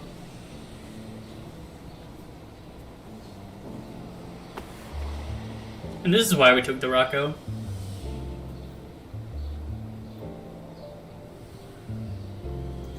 Because 2 bodies for the price of 1 seems very good. Block.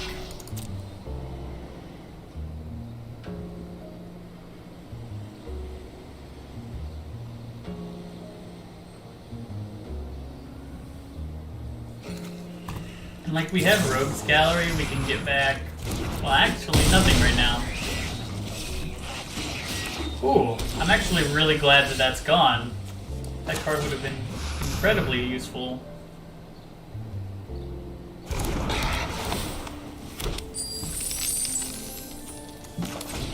For our opponent to have at another time. So, I'm glad that it's gone.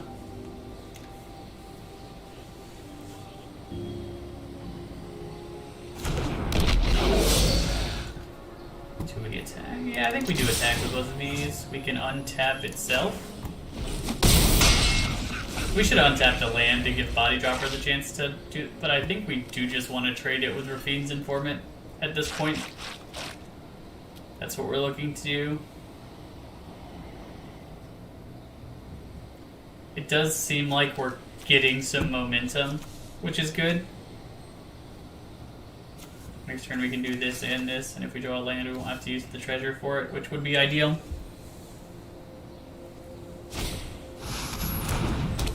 Ouch. Limousine. That makes sense to get the Jewel Thief. That being said, if I ever get the Jewel Thief back, I get another treasure, so not all downside.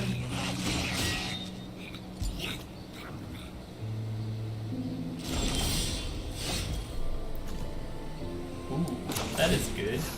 I can use its sack ability to blow up the limousine if he ever tries to attack with it. I think I'm just gonna play Voice of the Vermin though.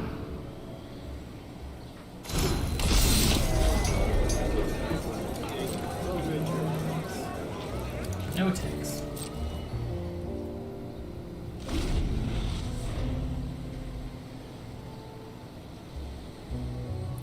Because, like, if he attacks the limousine, I can trade with it pretty easily. Then I saved my Ominous Parcel for something else. Also, any creature we put in the graveyard, as long as it's a different color than the creatures we already have in the graveyard, Rogue's Gallery becomes that much better. Hello, hello. Welcome all.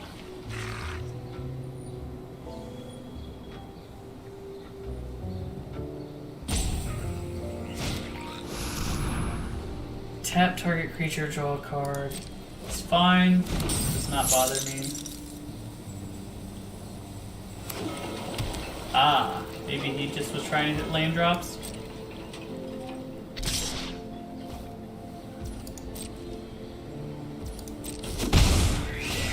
I think what we do is we try and attack.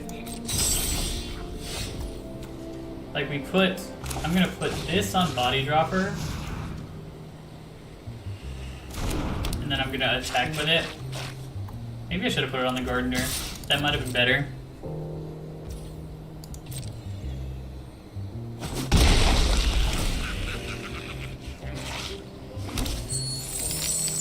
And then in my turn, I can use the parcel if I want. On the regulator. But like it's just 1 damage. It feels really bad to try and stop 1 damage. Next turn we'll attack more, I think.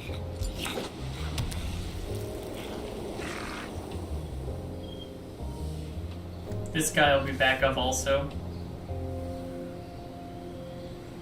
Which can put some real punchiness to our other cards. Okay. Let's go. Attack, attack, attack. Make this a 4/4.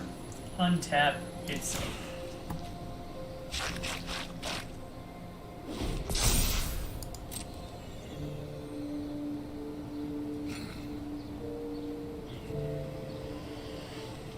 Yep, play your limousine. Screw it.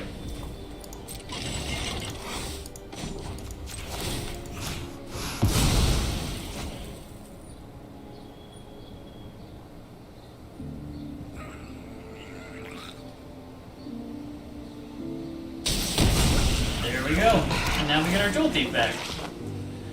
So many wins in that exchange.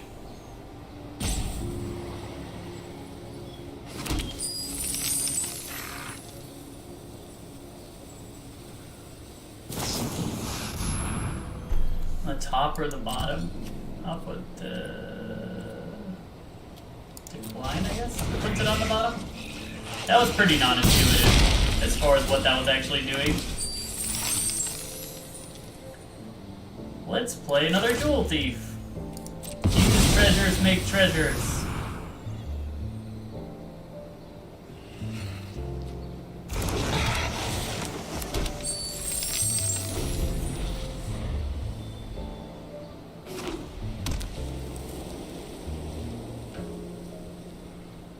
I think we might actually win this game.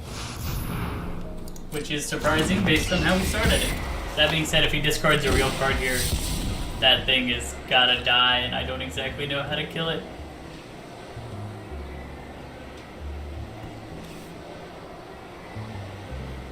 Maybe we attack with Body Dropper and hope we... Oh! Thank the Lord, now we can attack with pretty much everything. We'll have to block something.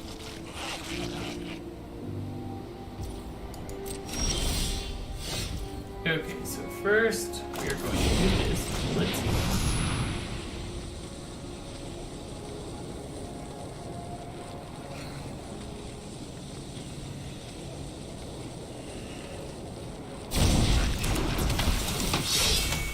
Two counters on this guy.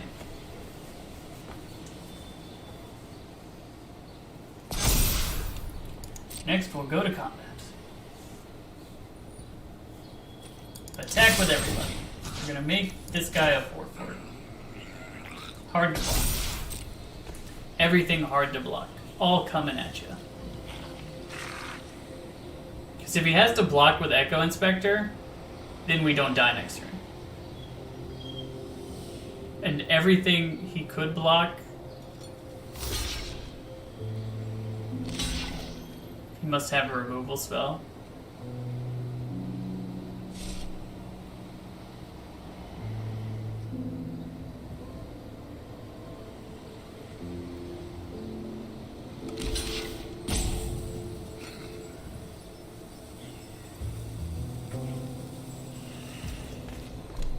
Well, he's dead right now.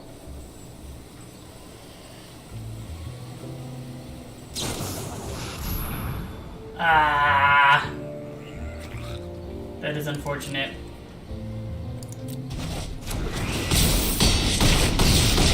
Oh my goodness, he goes to 1. He goes to 1 and we lose. That's so sad.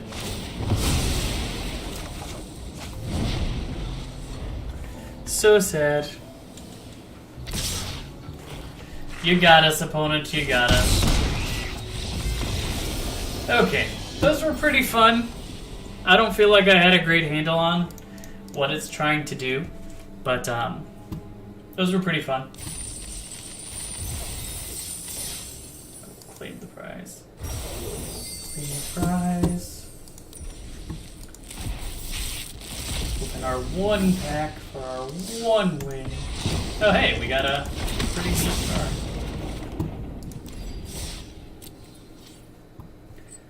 And now we're done with the draft part. We're just gonna start playing. We're gonna go best of 1, standard, ranked. Pick up our soldiers. See how they do now that the Meathook is gone.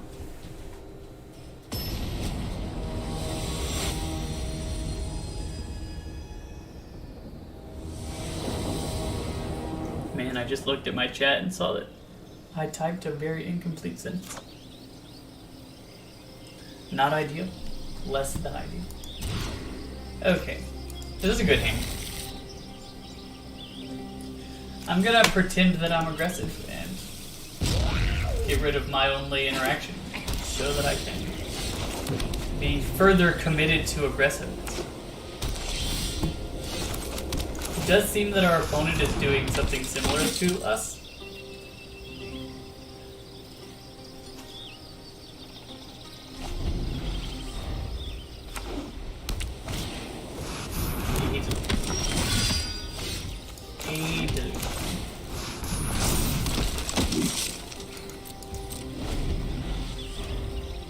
Adeline is good.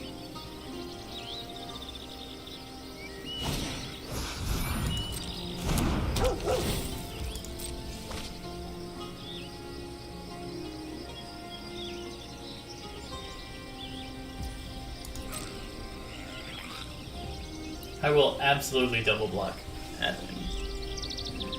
Absolutely. Absolutely.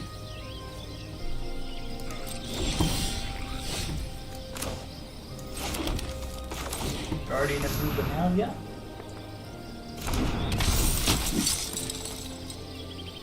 Okay.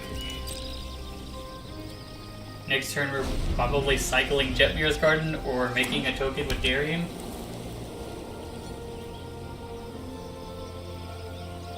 Bring it, Adeline. We'll take you down. We can attack with Guardian next turn too, if we want. Ooh, March. You killed our 2-drop. He's so good.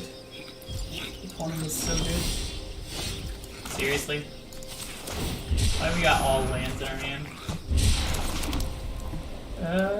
Yeah. Keep on doing nothing as we're flooding out hard. Maybe Overseer is worth just putting in the deck, right? Will you attack this time?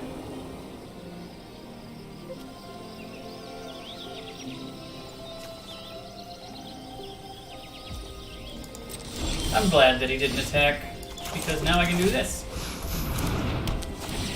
Get rid of him. Attack with Thalia.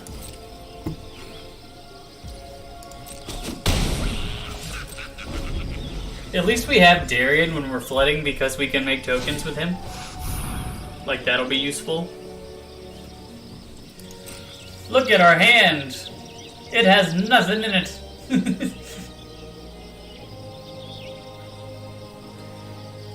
Oh no, if he says Darien though, it's gonna cost 2 more to activate. No, don't do it!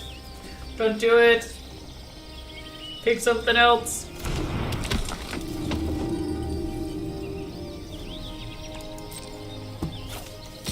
You put circle with confinement. I will. That's totally fine with me. Ooh.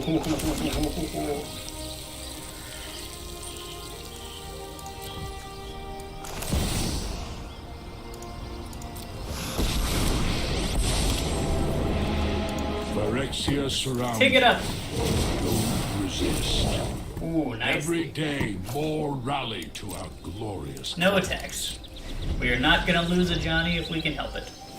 He is going to make this deck function more properly. Oh, Elspeth. We are going to lose a Johnny. We just have to be ready for that. Let's clean up this town. That being said, we can't attack the Elspeth back. We're not going to kill it, but like, we will do some damage. On the backswing.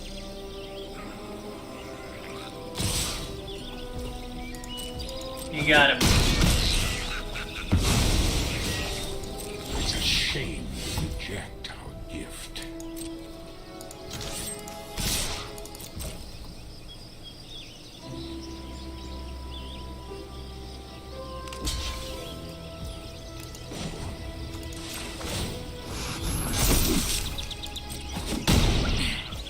Okay. I guess I'll have to earn my answers. We're just gonna have to keep growing Darian, I guess. At least we're making Elspeth to where she can't really... If he puts a First Strike or Vigilance on there, I think First Strike is what... Oh, Lifelink. That isn't so bad.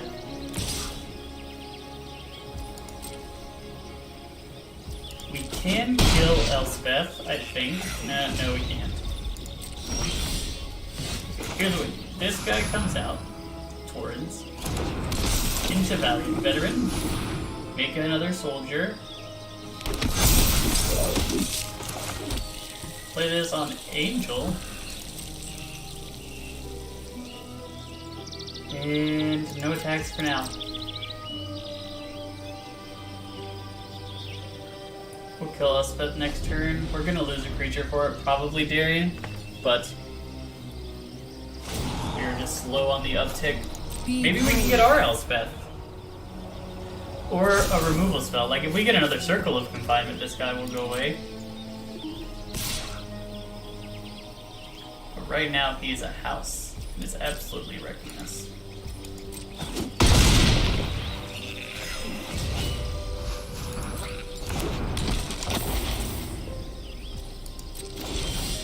Oh, thank the Lord. That is beautiful. Beautiful time for a Brutal Cathar.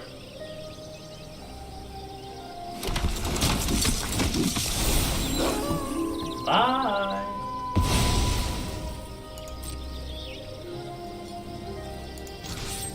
Okay, so I want to do this, except I want you to go here, and you to go here, and you to go here, and Torrens, you can go here also.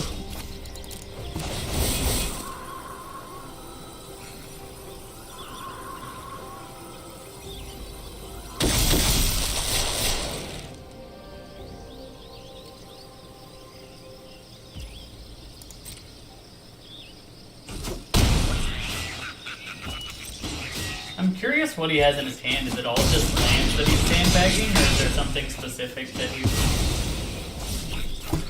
And yeah, let's just make another token. I should have done that before damage. I don't know why I didn't.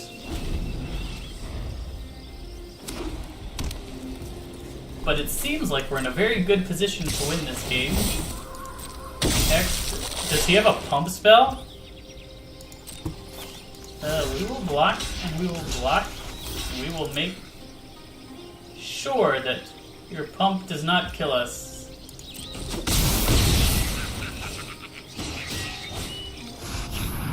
Oh my goodness. Well, first we're gonna sack you.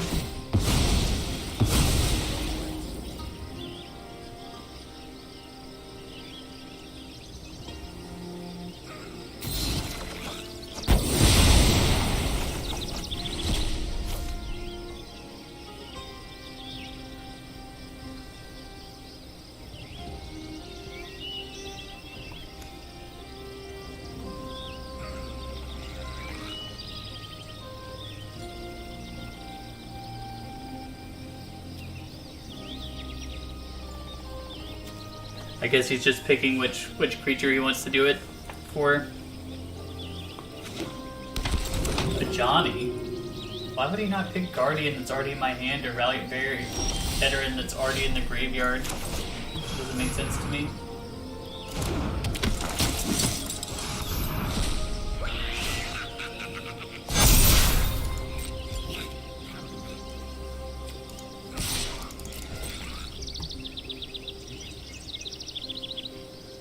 Would you like to block?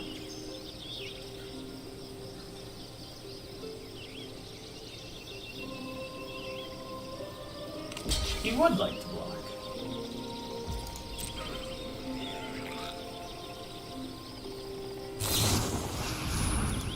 Interesting. Yeah, that's fine with me. I'll trade a Valorous Dance for a token. Ah! And the Elspeth? Why? Why? We were doing so good. I thought we had this one. And the second Elspeth coming down, giving it flying, is just going to murder us.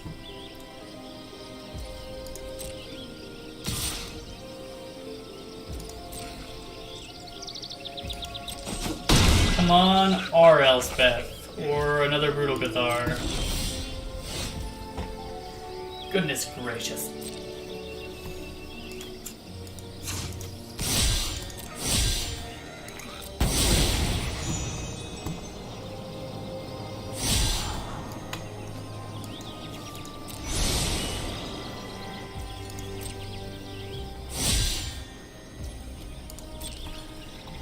And you got us. I won't Honestly, back down. It was close. I think we should have done better than that. I think our Soldiers deck was the better of the two that was playing, but they got the Elspeth at the right time to make it to where life was too low. It happens.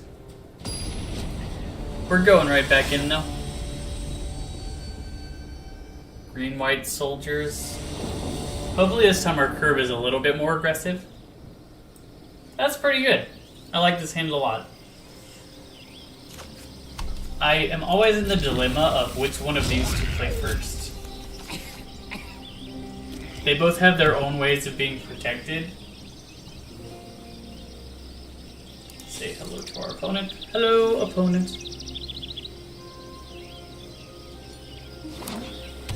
So I think, based on the fact that it's blue-white, that we should start with Thalia.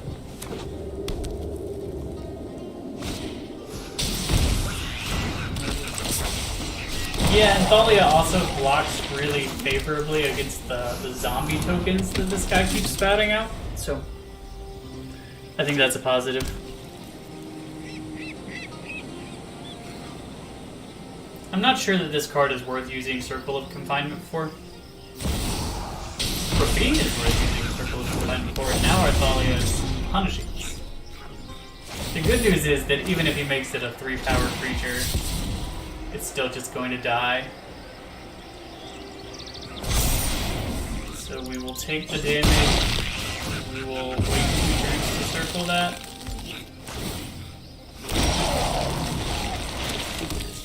We have to draw land for that though, so hopefully we will.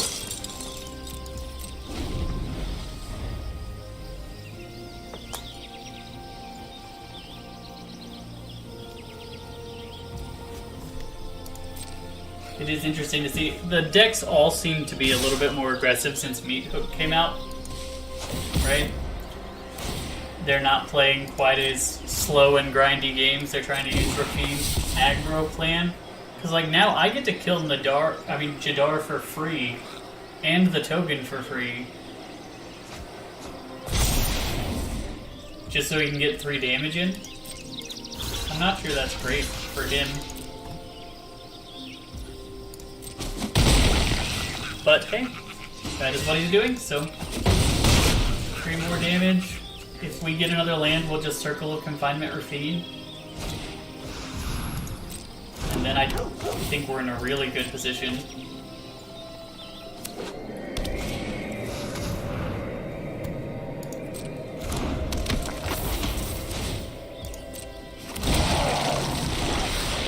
Aha! How do we do this now? didn't get the Rafine. I mean, we didn't get the land to get rid of Rafine. Another blocker on the ground that won't die seems good. We're only taking the damage in the air, so eventually... Oh, dear. That's a combo with these tokens, unfortunately.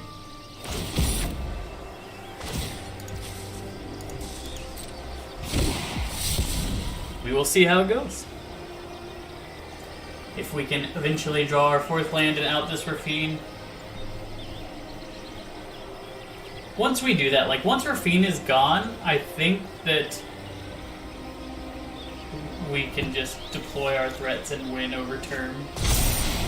We just need Rafine to be gone.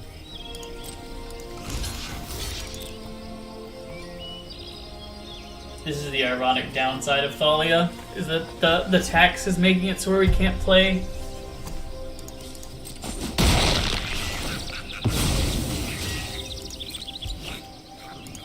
Our card that could get rid of it, which is unfortunate. Oh wait, normally we play this in best of 3, I wonder... We have one singular tap land in this deck, and we have found it. Congrats.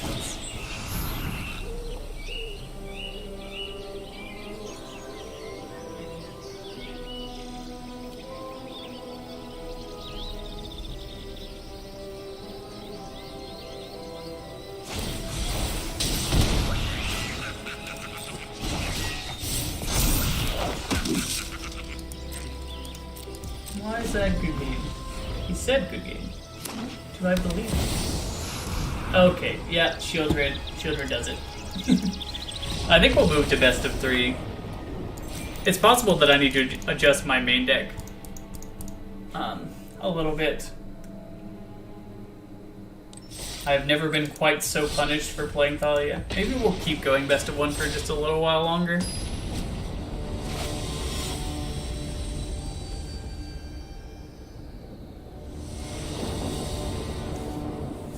Okay. Good hand. We're going second again. We've been going second a lot. It does hurt when you're playing these aggro decks to go second. But, black is like random.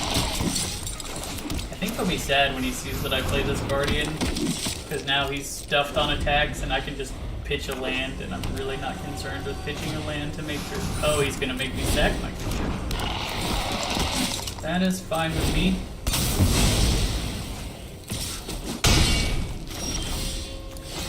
How about I play this guy? Hope he lives 1 turn to get the value off of either of our next 2 plays. Yep, he'll get the value. That's good. I think we're in a good spot for this game. Better than the spots we've been in with the other games. Including Courtyard on Soldier. Gonna play Brutal Cathar.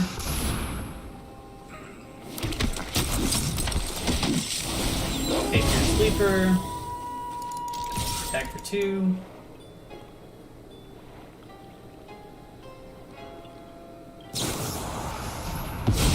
Ah, that's interesting. He just exiled 2 cards for that. He exiled Grease.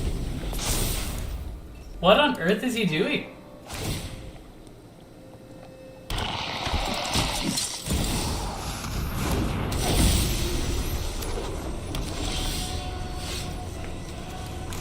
Okay, so we'll put it on Human this time.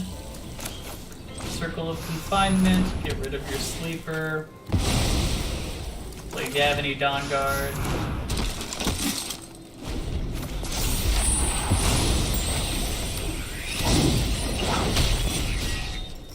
I still think it was a really bad play for him to get rid of like his Greasefang and his Wandering Emperor for the ability to do that. Now he's doing this so that I sack a token and he sacks a card that will once again exile. But he is beating me in the game state, so maybe I'm wrong.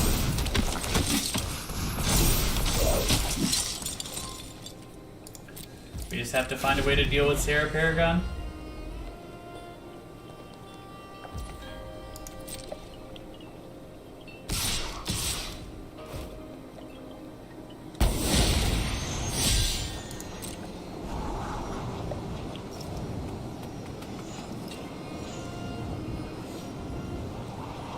We should probably block this.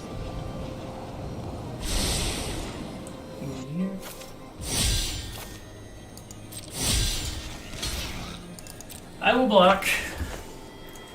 You can discard a card to give it indestructible. Yep, that doesn't bother me in the slightest. I mean, it is kind of a combo with Sarah Paragon to discard lands and then be able to put them back on the battlefield, but...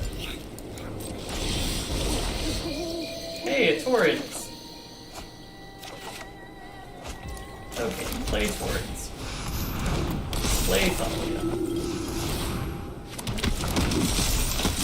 Go to combat and attack. And once again, we change it from night to day, bringing us back, getting us another card. Resolute Reinforcements. Solid. Gavity Dawnguard has been very good in my opinion. In this deck. Ooh, he attacks with everything. These blockers. You block you. And you can block this guy.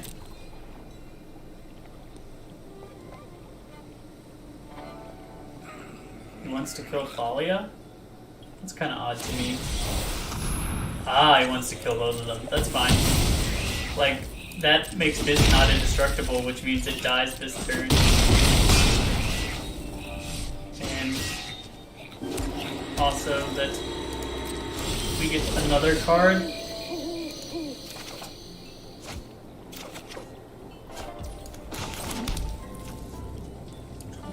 Guardian.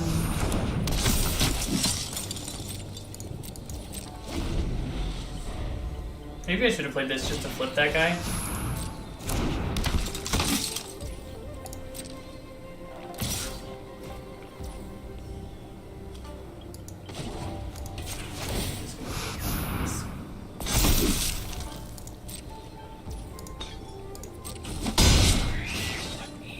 We need some way to deal with Paragon. And we did not find it. So right now it looks like we're a little removal light. Both of the games that we've played, it has been one flying creature with good stats that we couldn't get through. I'm going to adjust the deck in a second. I'm going to give it a couple more tries like this before I give up on it. In this iteration, at least. The mono black deck that we played yesterday seems like it's just better at the current state that both of the decks are in. This is a tough choice of what to get rid of. I think we're going to do Resolute Reinforcements. Just go Thalia into potential Circle into potential Lajani.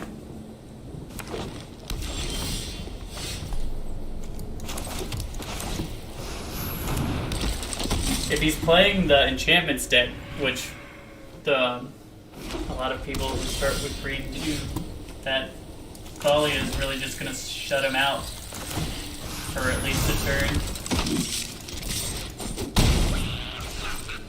And next turn we get to play a Johnny and start getting card advantage, or we get to play Circle and just keep the tempo up.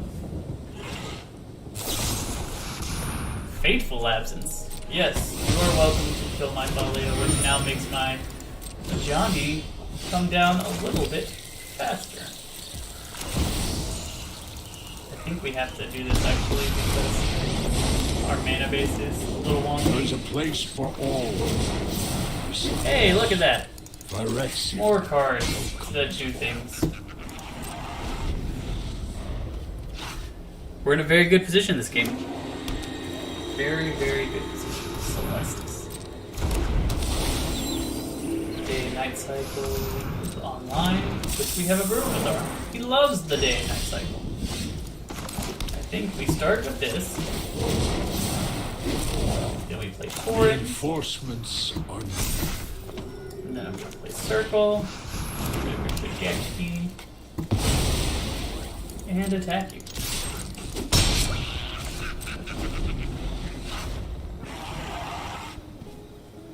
Looking at Torrent thinking, oh man, that card is actually very good with creatures.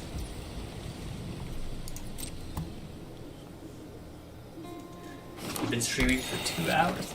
It's not bad. Not bad. Probably gonna have to get off before too long. I have some other stuff to do this afternoon.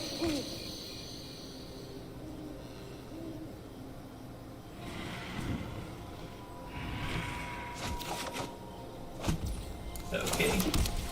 Take you up again. I'm gonna put circle on the bottom. I'm gonna play this guy. Activate this ability.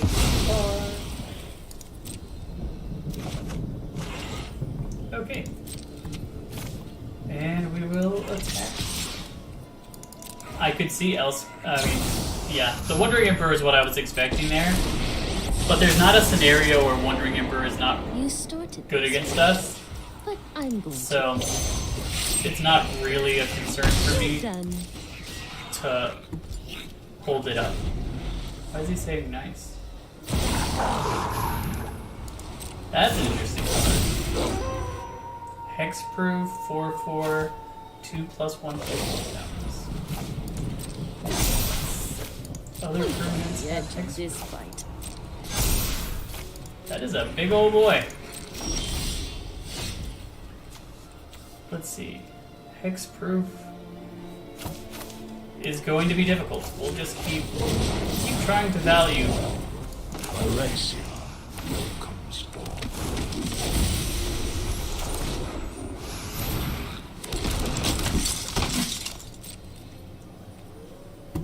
Yeah, no attacks for right now.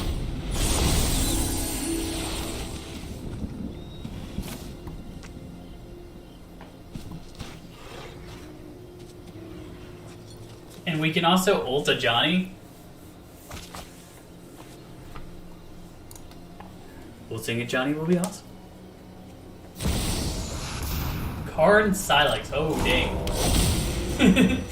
That could be very good. That could be very good here. Guards, to me. That being said, why would he put the counters there? Like, here's what we're gonna do. We're gonna ult a Johnny.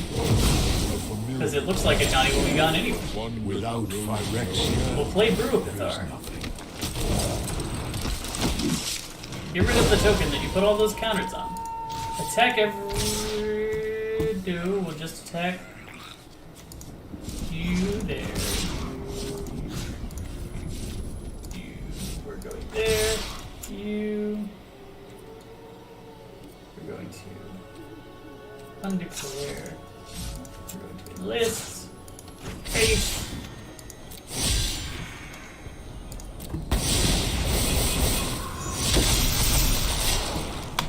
Put those two at the bottom.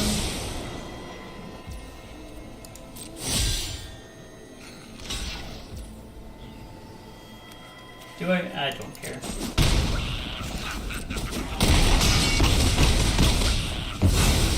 I'm never done for good. And then I'll play it again.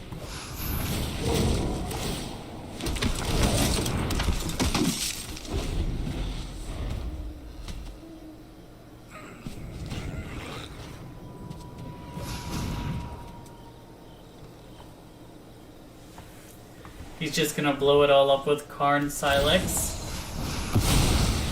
which is fair.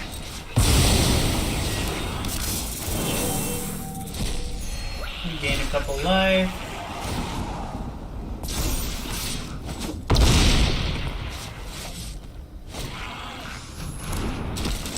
What a weird mix of cards this person's playing.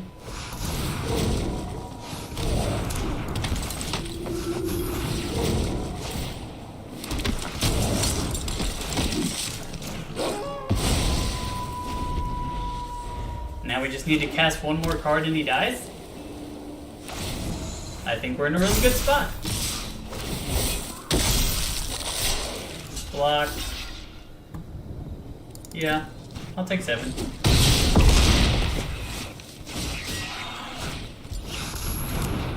It was a good try, opponents, but you were just a little too slow.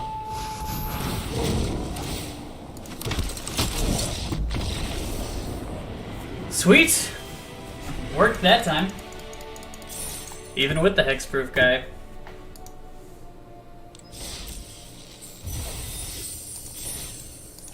Okay, I'm gonna swap it to best of 3.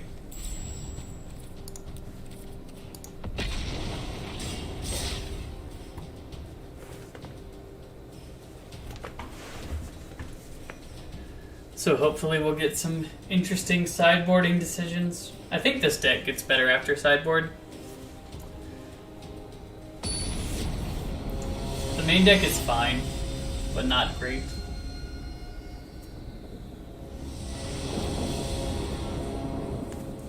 Play first. Oh, this hand would be so good with a second land. I think we put one of the Ajanis away. And just really hope we draw a third land on time. If we don't, this is going to be a really fast game. Really fast game considering they're on mono red.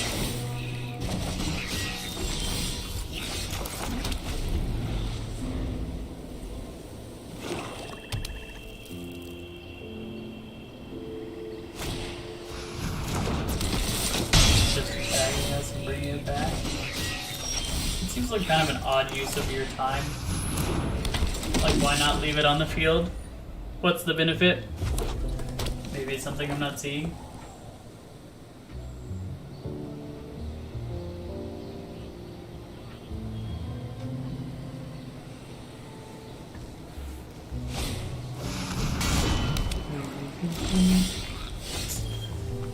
Another card we cannot cast. We are not in the best position this game. But we will try. Not hitting land drops in your first couple of draw steps when you've already mulliganed. It happens sometimes.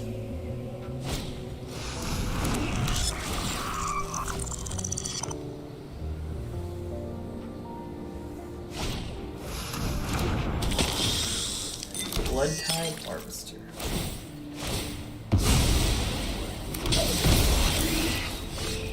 Oh my goodness. I think we just scoop here. Like, we're not coming back in this game because of our missing land drops for so many turns. Let's just work on doing it better next time. I think we bring in Fateful Absences. And we bring in Cemetery Protectors. I like to take out cards that rely on removal against black. Like, rely on them not having removal against black.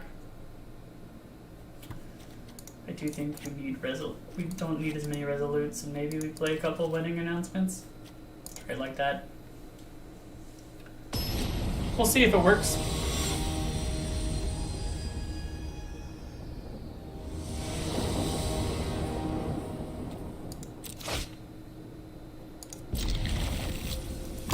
Okay, so Valiant Veteran into Darien into Wedding Announcement. This is already better than last time.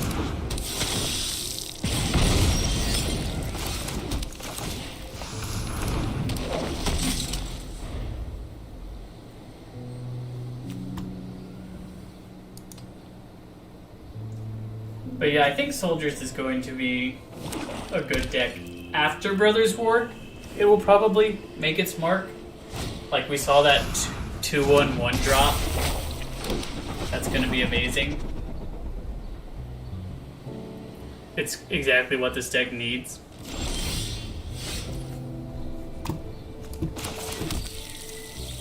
But it can still compete right now.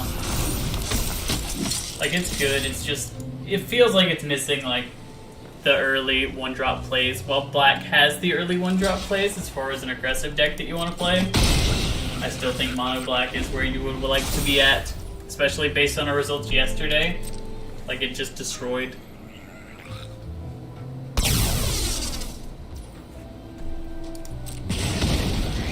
He dealt 2 damage to my dare.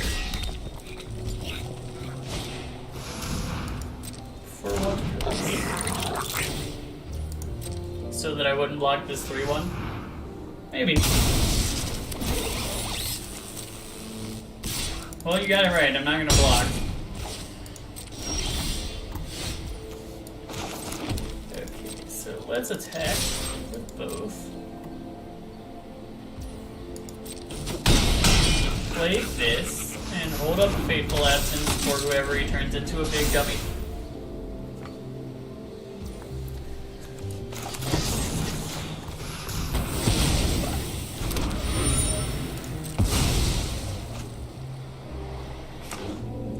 You can sack your clue for another token. That's fine with me. Legamos. Interesting.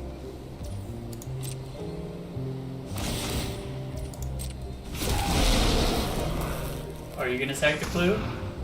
Nice! He's like, I don't want another card.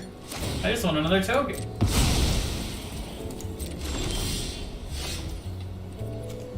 Okay. I think we do attack with this guy. Enlisting our veteran friend for help.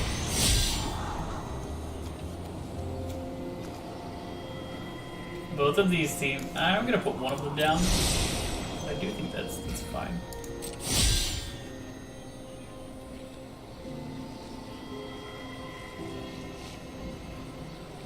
You know you want to block. Okay. How interesting.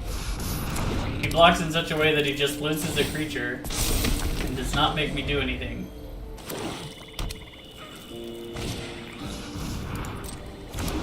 He can make another 3-1. Like, my opponent is making decisions that I think that he should not be making.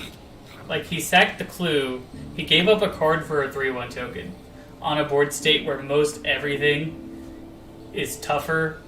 Like, it already has 4 toughness on Darien, and it already has 4 toughness on New Benalia.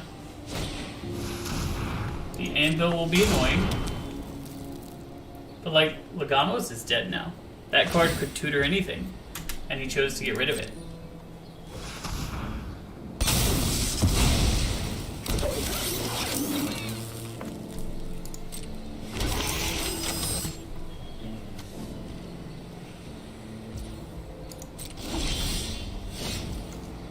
Okay, let's play our valiant veteran friendo. You attack and list our little token friend. Get that land.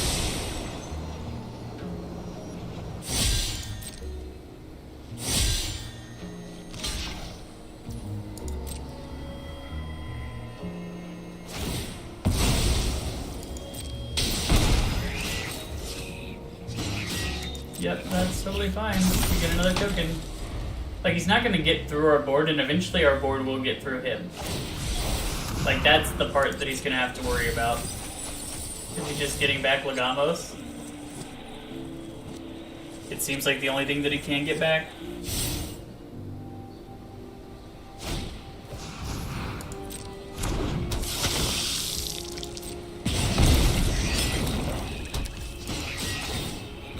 You gonna make another token? He really likes these 3-1s that he never attacks with.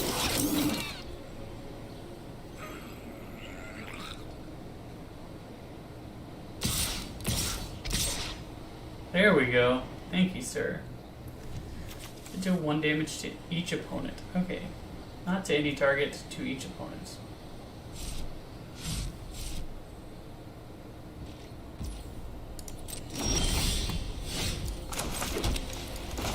Elspeth!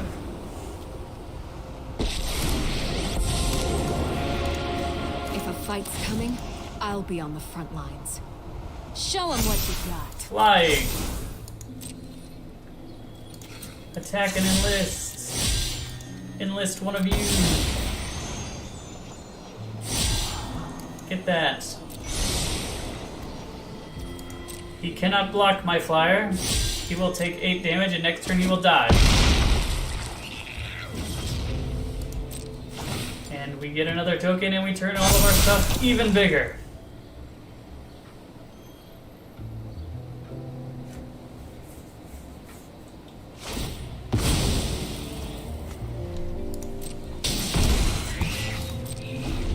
Yeah, I'm afraid you're in a bad position, Freddo.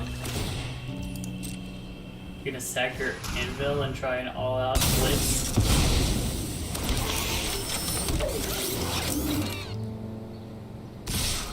It's interesting.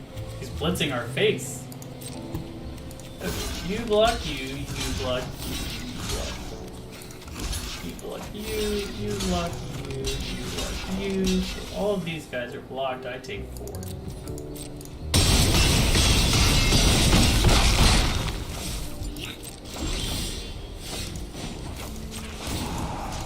Let's do this together.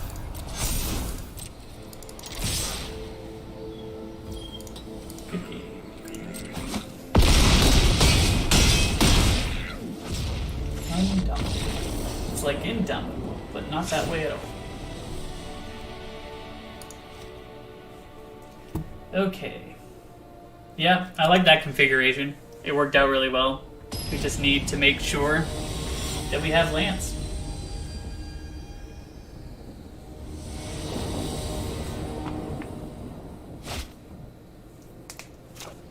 This works. It's not great.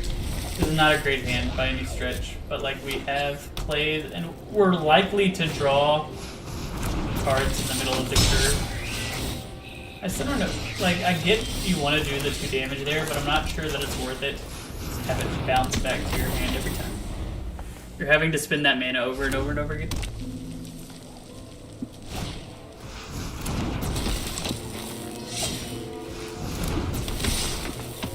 Once again, like, he did 4 damage, but his board presence is nothing. He has no board presence right now. Oh, but if we just keep flooding out, it will not matter. He can spend his mana every turn doing that if he wants to, if we just keep drawing lands.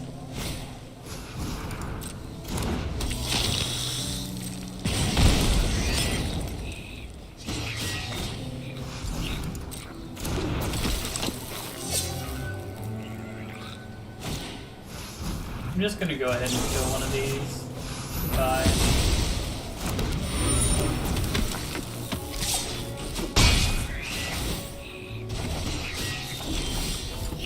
Okay, we finally drew something. Now we can block.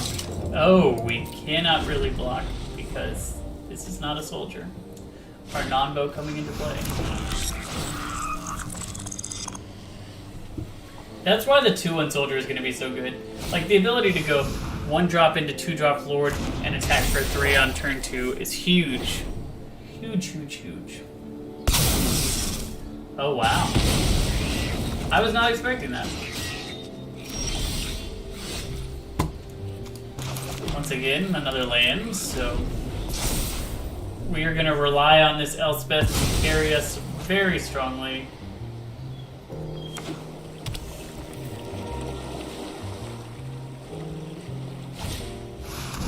Oh my goodness.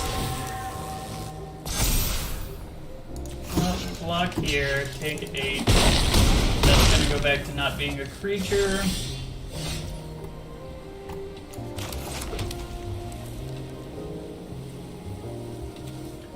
Put a +1/+1 counter on target creature you control. I think we play Elspeth, we kind of have to. Right. Let's clean up this town. This is my city. And I'm Indestructible card. I will take that.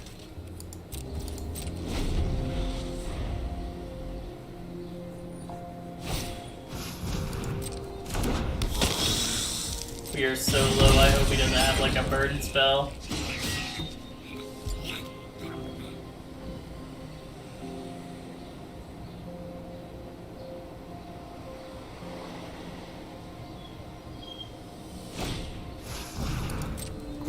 Okay, we'll block the Ronin. Holy crud, that anvil is actually... We can use this to kill the anvil.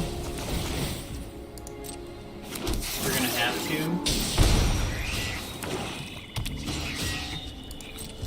This is a really tough spot. Really, really tough spot.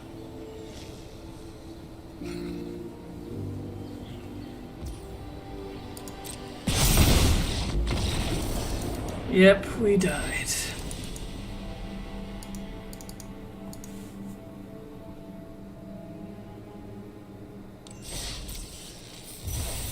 Okay. Just keep going with the soldiers. Hopefully this time we have a little better run out. We had a couple of games in there where it was just like We didn't get our lands on time. We're not playing such a weird list that I think that we should be missing land drops this consistently. Such is life. Such is life.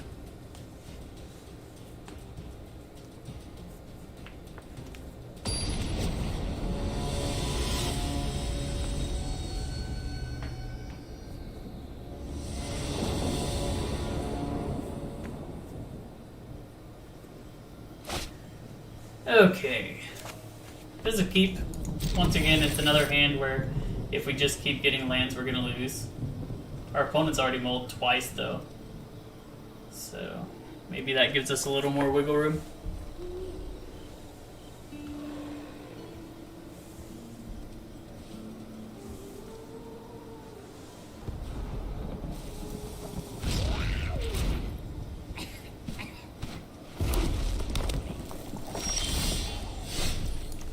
Drawing another land there is less than ideal, but we make do. Looks like mono red must have just drawn that. Otherwise, I'm not sure why you would ever hold it up. Unless he only had a 3-drop creature and wanted to get full value. That could be possible. No, it does not appear that that's the case.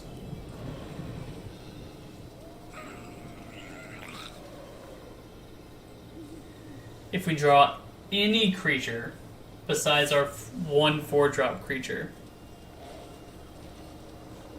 we won't have to play a Johnny, which would be ideal.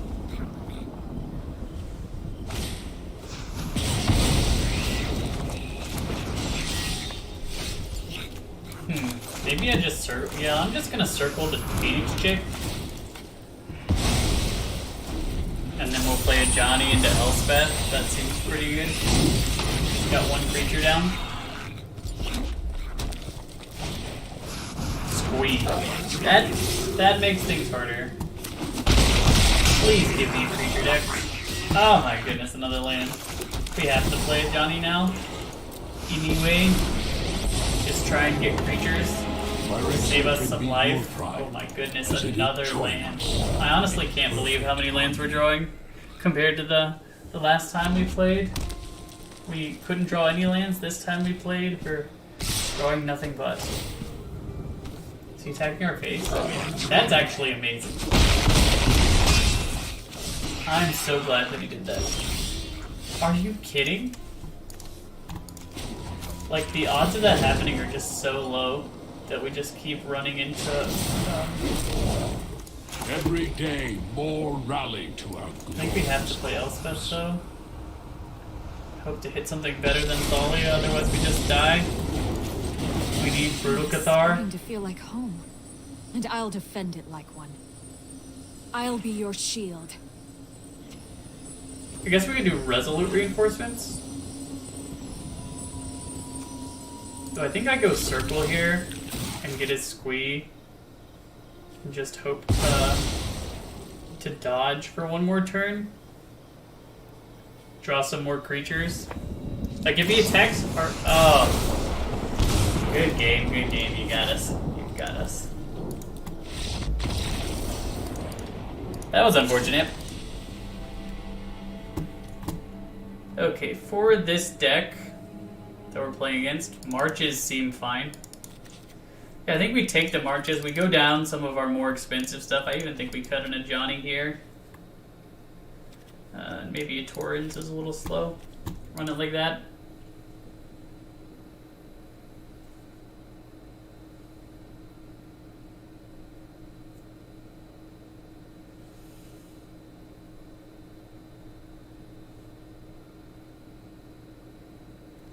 But yeah, compared to yesterday, we're definitely having more of a hard time winning games. We haven't been on the play a lot, too. That might have hurt us a bit. This is a good hand. Hopefully we can run out.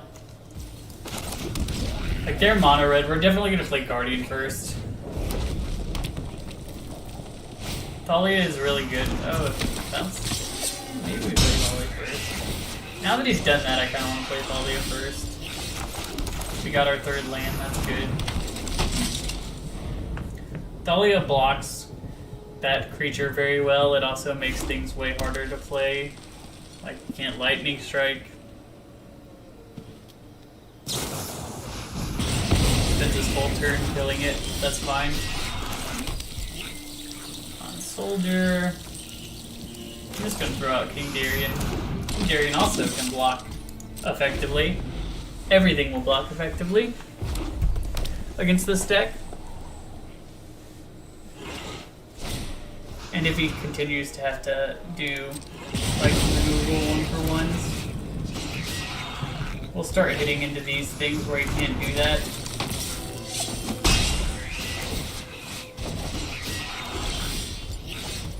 Play Guardian now. Guardian will effectively stop his offense.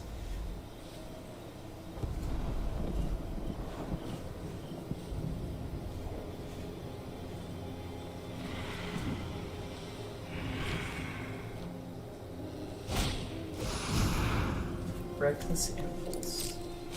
Exile the top 2 cards. So now, like, because he's already done that, he does just want to play it, right? He wants to play the Play of Fire. Does he shoot me in the face? Or does he make me discard a card?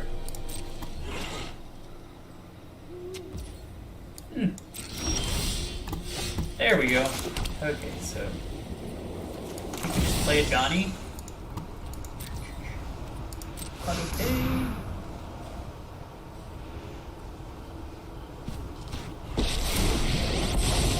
And we're gonna take up. There is a place for all of you beside us. Hey, another Guardian of Dubenalia. Reinforcements are near. No attacks. Like, as long as the Johnny keeps ticking up and giving us card advantage, it doesn't really matter what this guy's doing.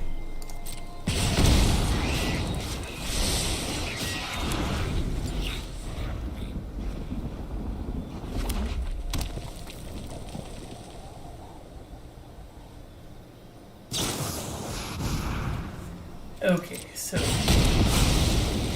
I guess we didn't know he had Rending Flame, so it was kind of bold, but like, it did take his whole turn. Any other creature we played, it also would have just gotten killed by Rending Volley.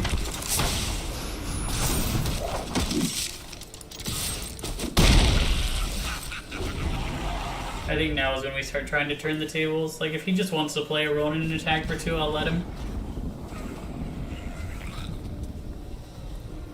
But our creatures are going to start outclassing his, as is the nature of white versus red, and green versus red.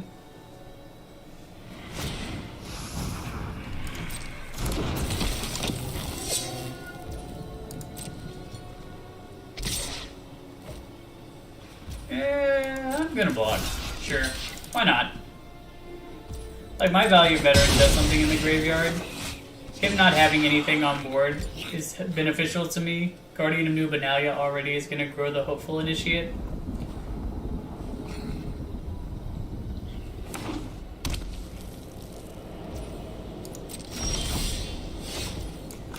This. Go to combat. Attack. Go my Hopeful Initiate.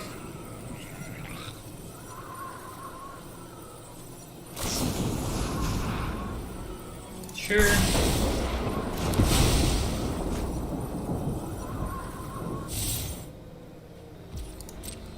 Takes 2. Play this. And pass.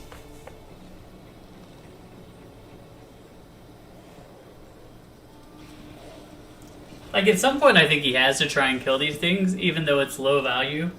You have to think what's in my hand is better than what's in your hand. If what's in your hand you can't cast at all. But I will take the strikes to the face, because we are going to win this race if you're having to try and burn us out against our 2 people that attack for 4 every turn without losing me a card. Actually, they can attack for more than that. If he attacks, I'll block again. Like, Like, there's no harm in blocking. We block. We discard.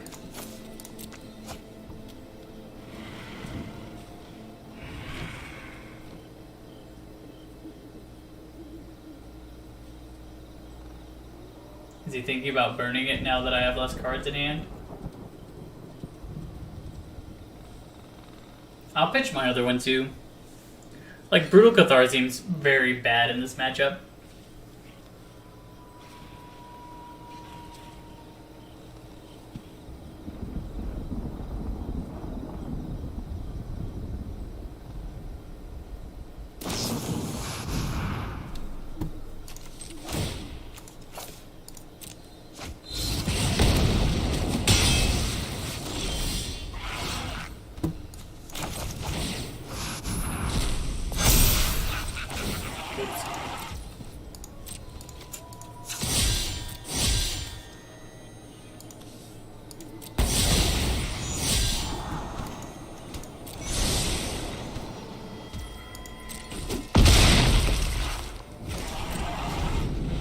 He has one card.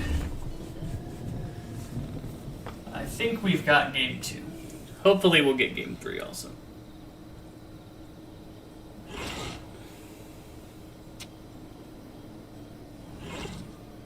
Twin Inferno to give me double spell. He's casting double removal spell. Call in a professional.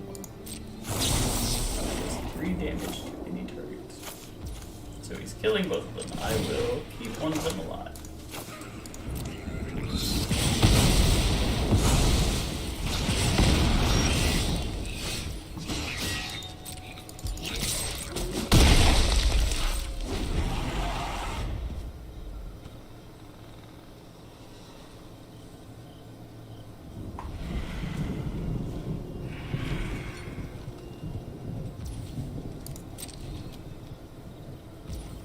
I think we do this play because it's lethal if he doesn't have anything. But if he has exactly a 3 damage burn spell, then he gets our guy off the board. Well, he gets our guy off the board.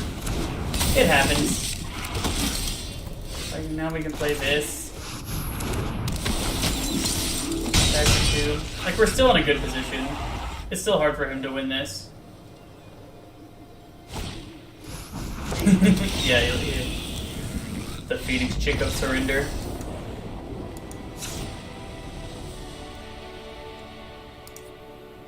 Run it back. I definitely feel like our sideboarding plan makes us much better. Our removal gets more specific to what we're trying to beat. And that's one of the areas that black has over white, is that black's removal is so ubiquitous, it just hits everything.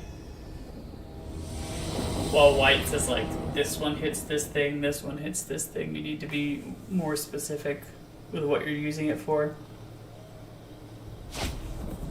Okay, this is probably the best hand we've had.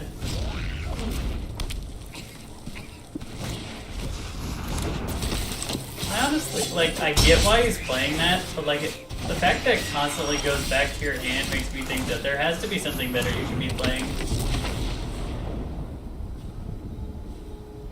Like a 4 damage burn spell if you go first, and if you go second, it's like a 2 damage burn spell.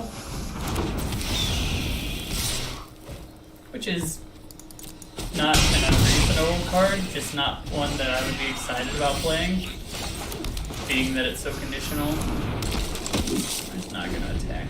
1 damage. Like, we need to get to a position where we're winning the board. So I don't think, in the grand scheme, 1 damage is going to mean that much. If we can get down to Johnny to -3 on the Thalia, that would be very good. A 5/4 taxing card.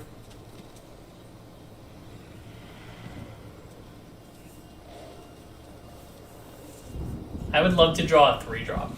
Any 3-drop right now would be fantastic. That way we can go 3-drop next turn into double 2-drop. That's fine. Like, this card is fine also. This time I am gonna attack.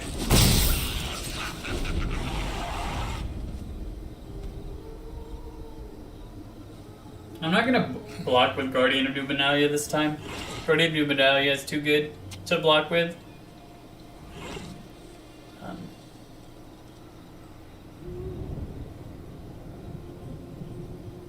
I don't want to lose any of these cards in our hand. I'm undecided if next turn I want to do this, or do this, and this. Interesting, you just went right to attacks. I wonder if that means he intends to try and kill my Guardian. I would have to think so. But, so be it. If that's what he wants to do.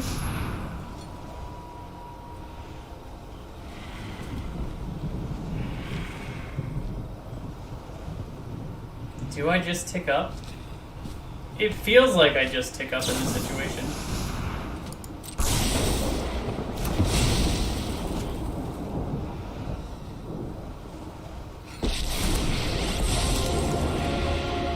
Yeah, I'm gonna take down.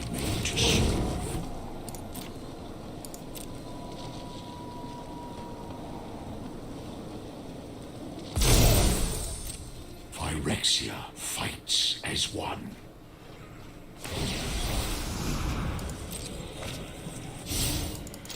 Like a 5/5 that can make itself indestructible. When all we're facing down is a Phoenix chick that now can't even attack us because it's gonna have to attack in a Johnny. All of that seems very good. You could have a second Phoenix chick. You could even play with fire. Maybe he does attack our face now that he has play with fire. Like, neither of those things can block. We just play Valiant Veteran, hit you for 6. We're winning this race. So he's play with fire in our face. I guess that is one more damage. But I don't feel very threatened in this game right A minor setback.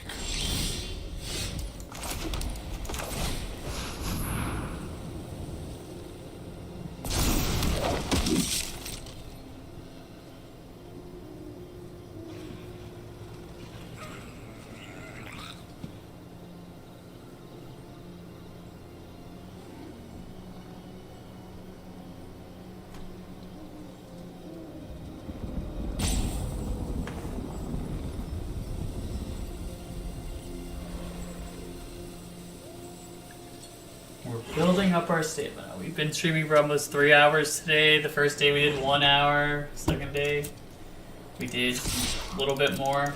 Every day we're just getting just a little bit more. Growing until we can do this consistently.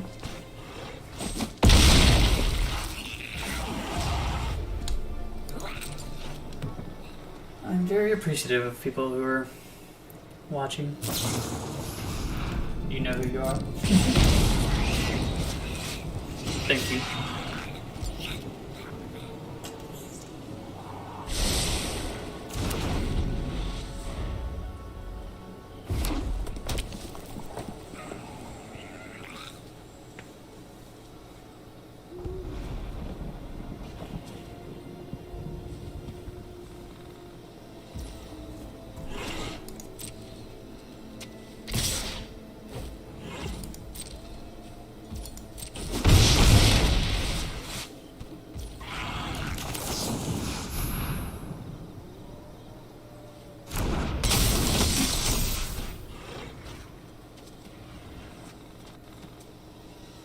Did we get there? Looks like we might have gotten there.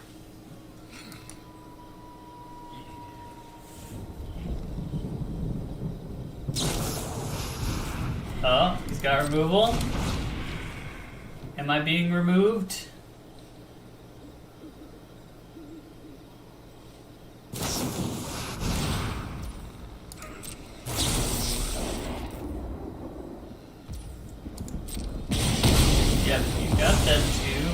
Again, you still lose here. I don't know if you mathed it out, but with the Valiant Veteran in the graveyard. still attack for 8.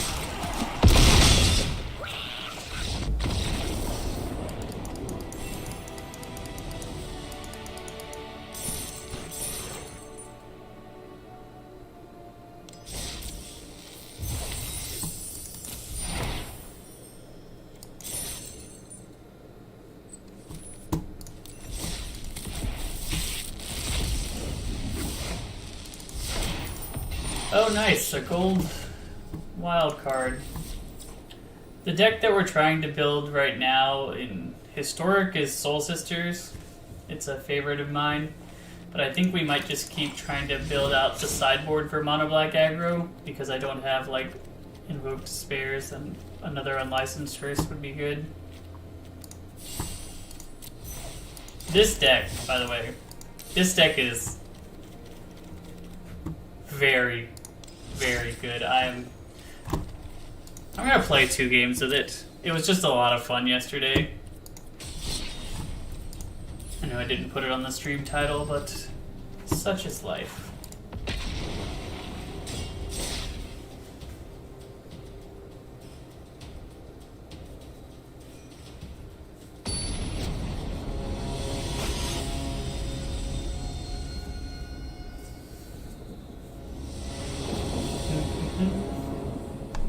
This is actually the worst hand I've had with this deck, so this is an instant mulligan for me.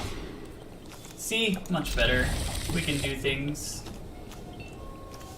Shieldred or Sorin? I think Shieldred's more threatening. Our goal is to be threatening. Evolve Seeker.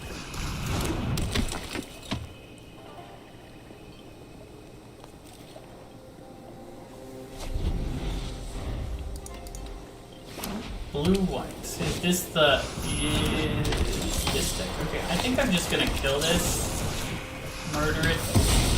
Destroy it. Attack you.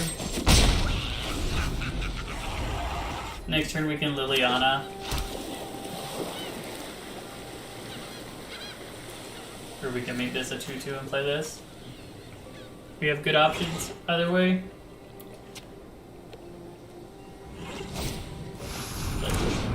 So we Liliana.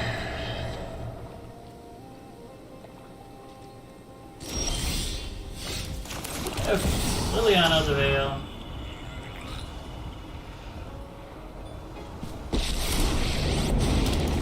You sack a creature. Enough with the mysteries. I've come. If he has exactly like the slip through one that phases out, oh, he's just returning it to his hand. That's fine too. Next turn we play Shieldred. Take up Lily.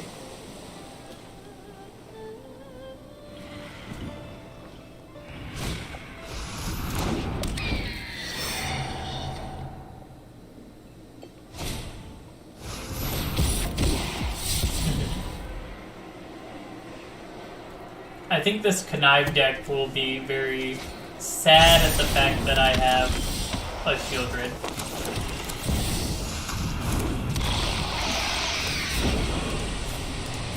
I'm tired of your secrets.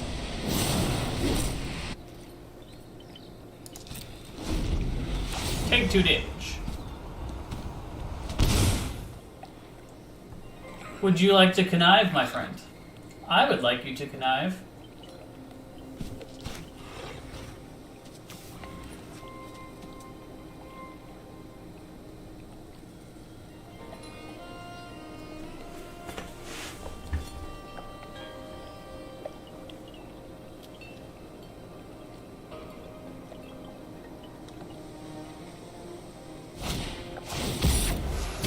Okay, draw another card, lose 2 more life.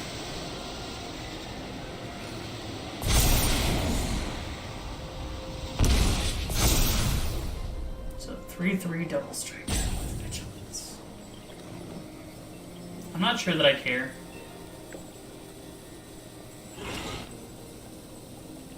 If he plays a second spell and connives, he can lose another 2 life.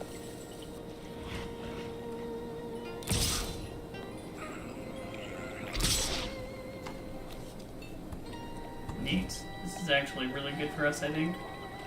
No blocks. It does have vigilance, which is a little annoying, but like, Fine. I'll take my zombies and leave. I can actually force him to draw a card by playing both of my cards.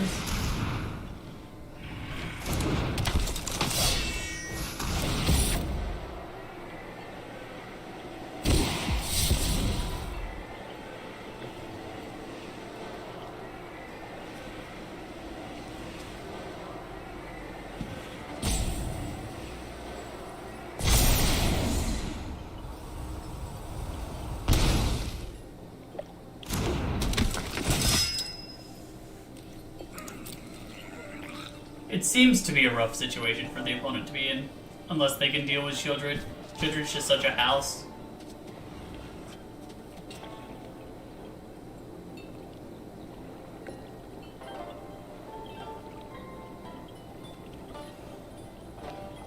But I do think maybe 1 or 2 more games and then we'll call it a day for today's stream. Tomorrow I'm gonna stream something else. We're gonna play a different game. I'm gonna play some Dota tomorrow. The TI Last Chance qualifiers have really gotten me in the mood to play some Dota.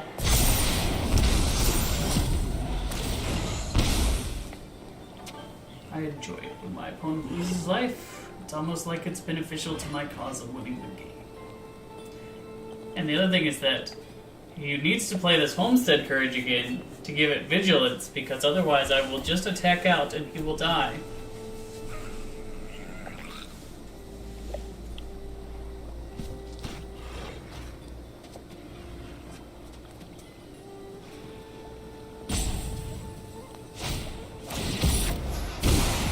There, now he's down to 6.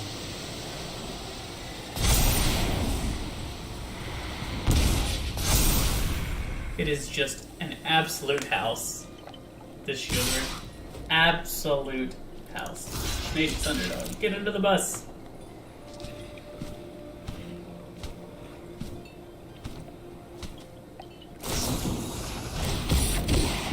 Oh, he draws another card.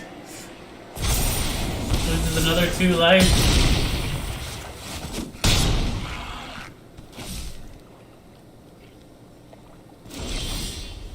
Oh, snap. That's so good. So good here. Sack something. Right? And you think you can win? I've always hated queens. And now, go to combat, attack with this guy, and watch you die when you draw.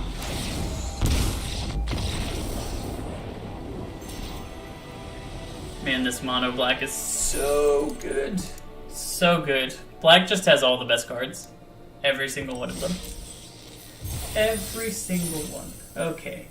One more game. Then I'm going to end the stream for today. 3 hours. Pretty solid. Working our way up towards probably streaming for 4 or 5 hours a day. If you're interested in watching. Actually, the Gathering Arena is what I'm having the most fun with now, but it's not the only game that I'm going to be playing. So, if you're enjoying it, then I would love to have you. That card is like the least threatening of his cards, so I think we just play our Evolved Sleeper. Maybe next turn we just cut everything down. Oh right, this is a different deck, I forgot about that. I for some reason thought we were in the best of 3. Still. Okay. How about you die? And you die. And I attack for 1.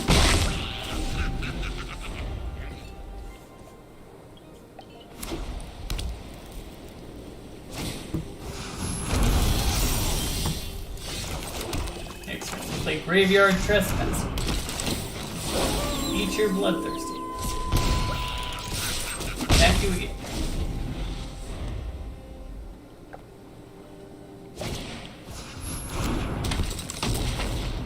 He's playing a lot more hopeful initiates than I would have expected.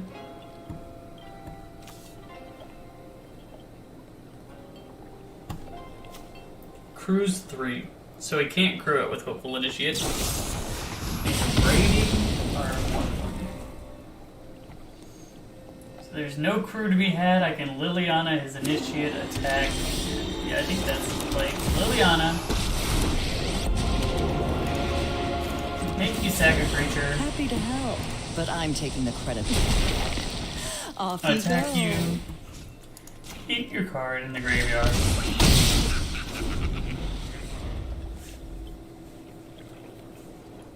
See, this is why this deck is so good. You're gonna discard your last card to get rid of my graveyard treasure? Oh, I'll take that. Absolutely. Now I get to do fun things like kill your Brutal Guitar, trespass your Raijin, play another Evolved Sleeper, level up an Evolved Sleeper, take up my Liliana, and in my turn. You won't be outsmarting me.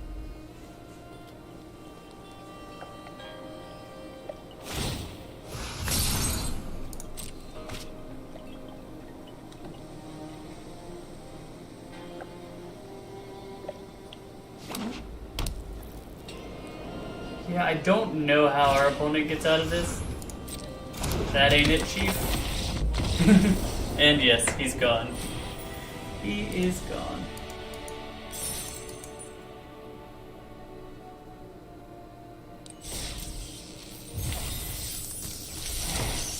Brood Weaver. Maybe we do play a couple more. Just finish off our things for today. We have not won very many games, which is why we need to continue. 2 more games. That's fine. 2 more, and then we're done. Then I'll eat lunch, because I have not yet. And it's getting later than I would like it to be when I'm eating lunch. Hey, is that the same guy, or am I just seeing the names beforehand and assuming it was the one we just played?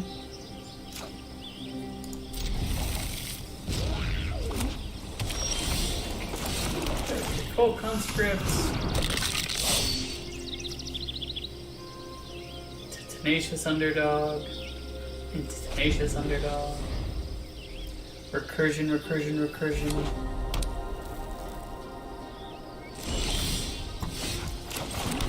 Okay, we attack first. In case he wants to bounce it.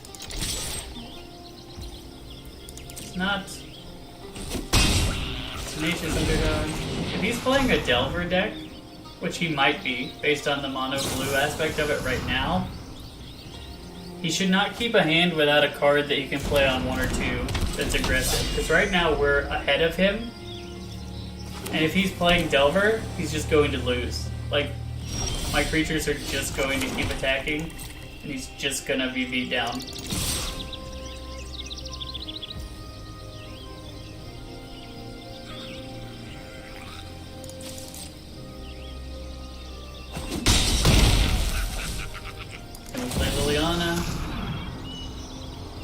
Like I said, black. Best 1 drops, best 2 drops, best 3 drops. That's fine with me. I'll take a Spell Pierce. You're still not actively doing anything.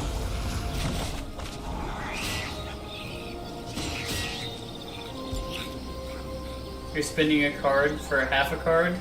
I assume you want to get Tolarian Terror down. Is why you're making that play, but like it's not.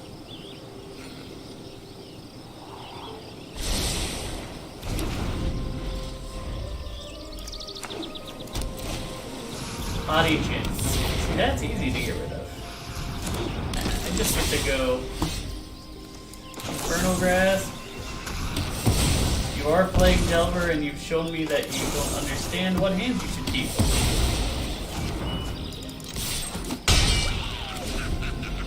Because you're behind, and you should never be behind in Delver. That is my piece of advice for you. If you are playing a Delver deck, and you fall behind, you have messed up.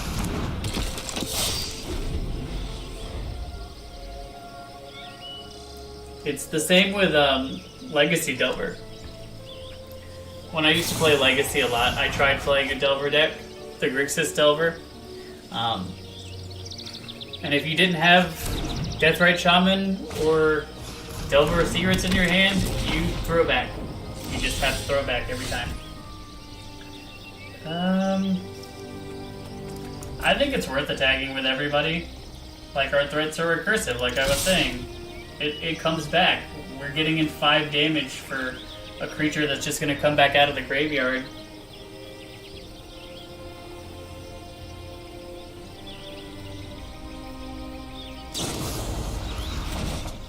We're getting 2 damage for a creature that's going to come back out of the graveyard. It's probably still worth, especially considering we get to play Sorin. Nah, I think we actually just play these 2 now. Play a Tenacious Underdog. Play a Knight of Dust Shadow. When can you go on offense, opponent? The answer is, you really can't. That's fine. You can block now. But, like, I can even blitz in this Underdog?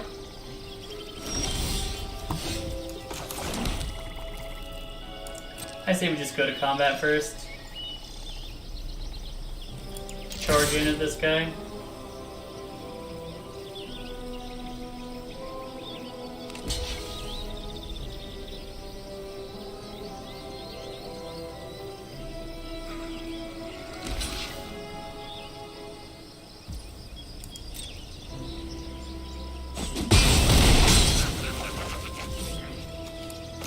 And hey, look at that. Cold's Conjure's back. And this guy.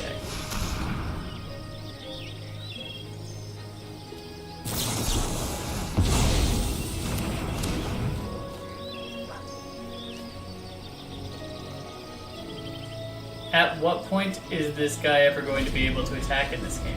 Like, all of his cards are reactive. Every single one. He's gonna have to have enough non-creature spells in the graveyard to kill me from 18.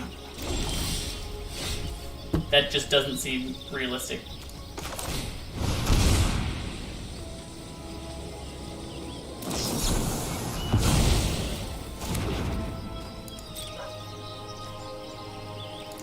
Back with just this guy.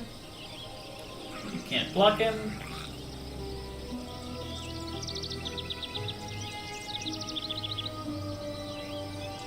And like, Essence scattering cards out of a graveyard feels bad because I can still cast this next turn, and next turn, and next turn, and next turn.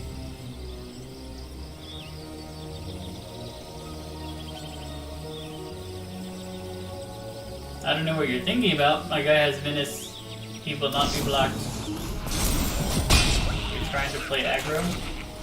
That's fine with me. 9-5, I'm at 16. Delver. You gonna attack this turn?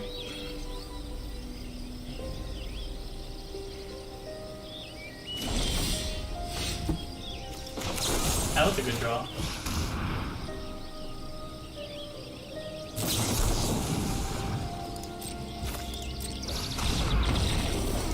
Good game. See, the mono black deck's just so good. It's so good, it's so fast, and then its late drops are just the best thing you can be doing. Now, officially last game. Final. There will be no more after this. This is the end.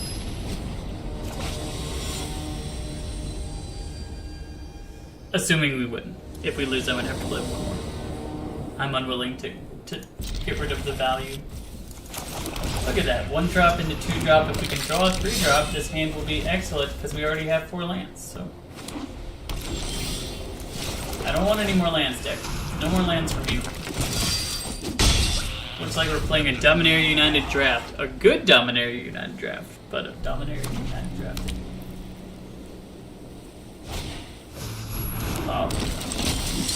Thalia shuts down our Cold Conscript pretty well. And since we have nothing else better to do, we'll just snipe you like that.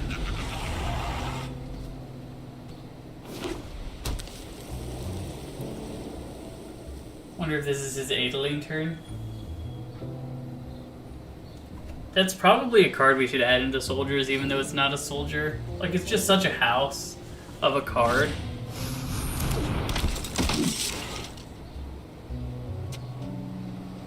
Do you think block?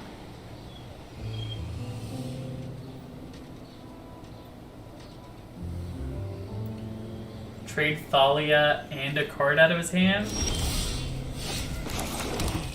I'm gonna go to combat, and if he blocks, I will pump.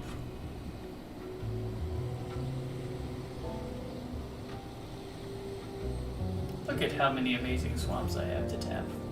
All you have to do is just not double block.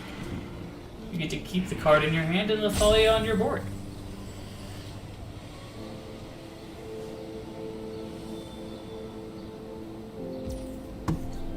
That is what I expect. And what I hope for.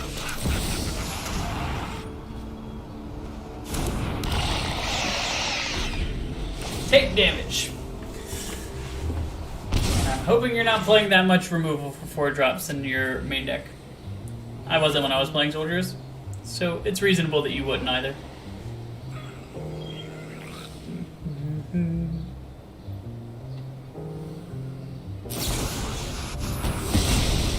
He's main decking Destroy Evil.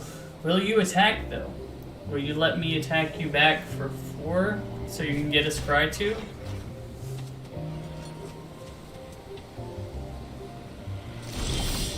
The answer is no. Will you block this time?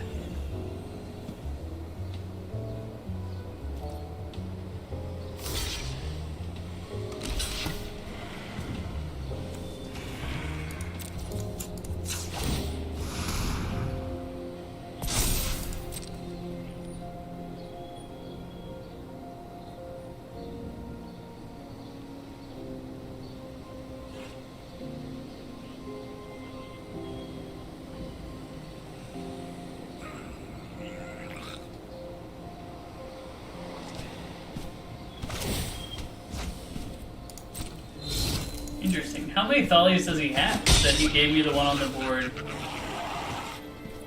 And he gave me the one in his hand.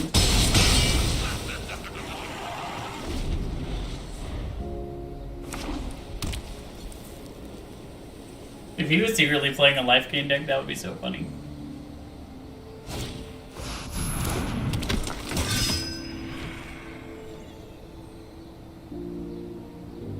I'll block again. This is a recursive creature. Keep making you discard out of your hand. He knows. He knows its power and he refuses. More shield dreads. More shield dreads.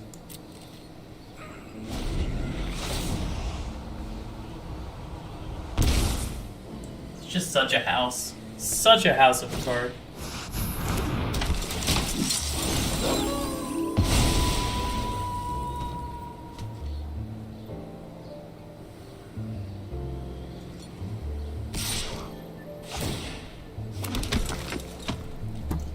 You got it. 5 days.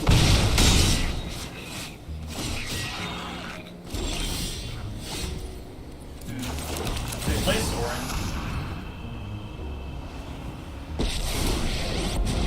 Take it up. I take no joy in the slaughter, but it's necessary work.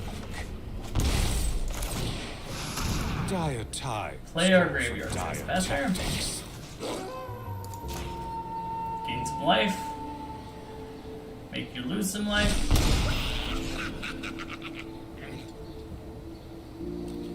No attacks.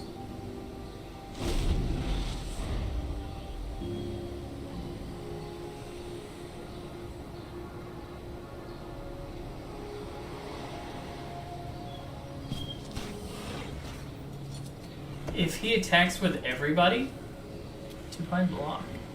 I'm not sure. I'm not entirely sure.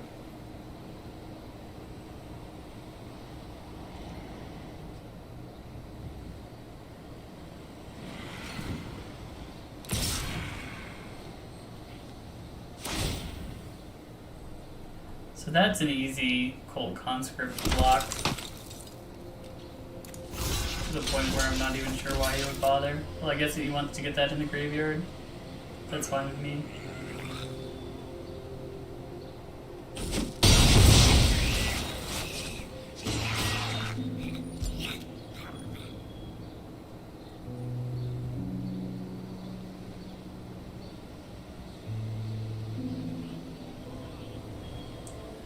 Another turn of sword means another chance to draw removal for the Brutal Cathar. Holy buds! Gotta tell him nice on that one. That is what we want.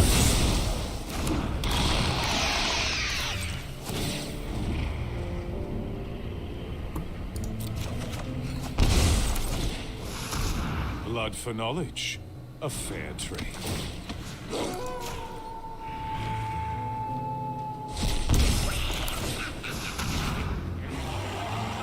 You have 3 guardians, I have 3 trespassers.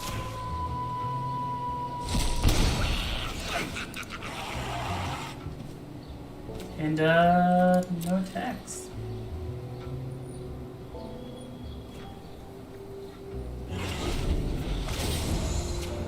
Lose 2 life.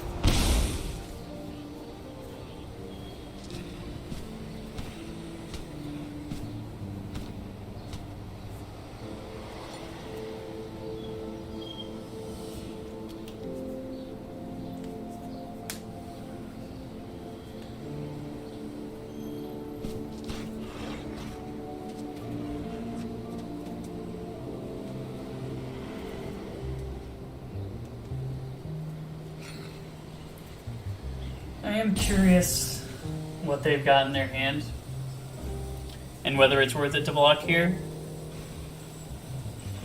If he attacks with like 1 Guardian of Benalia.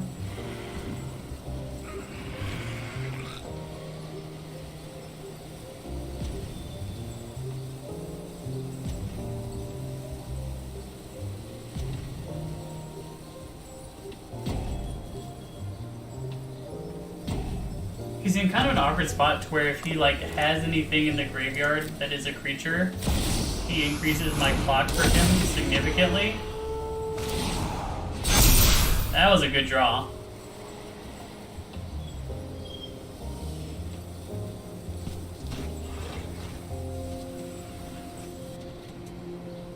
Do I let Sorin go? If he attacks all out? The backswing is lethal, so he can't really do that. Unless he attacks my base with everything.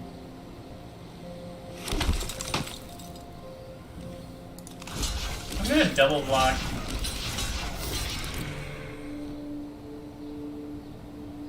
Getting that off the board seems good. Not to mention that,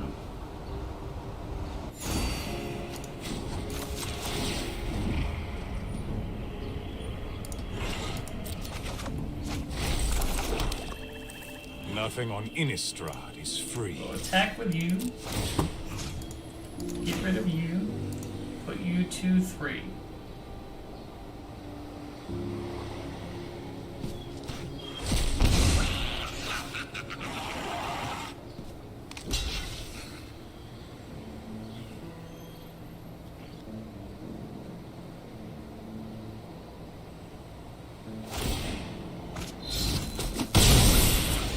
Doesn't bother me at all. You have to kill Sorin here, or you die.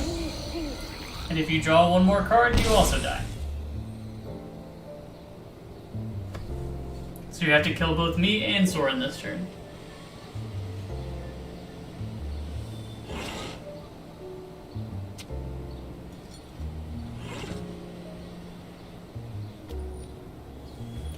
Which seems like an unlikely feat. Especially since you just played a card that does neither of those 2 things.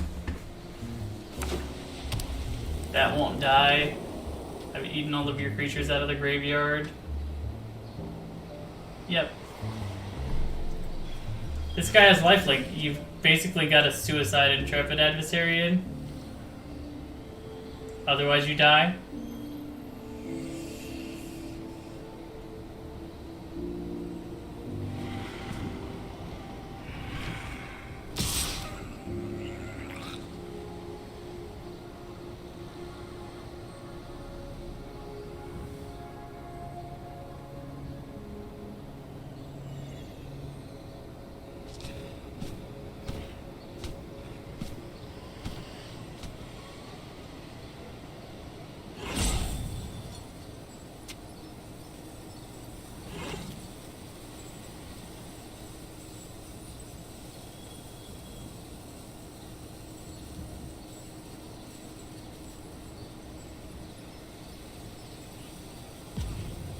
Sarah Paragon is actually really good here. I might actually lose this game.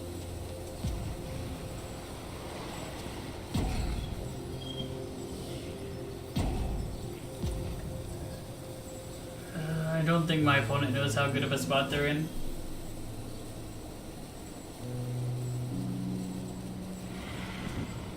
The fact that he's only attacking with one, though, makes it a worse spot. Because now I block and he loses the game to my Soren's ult. Yeah, that's game.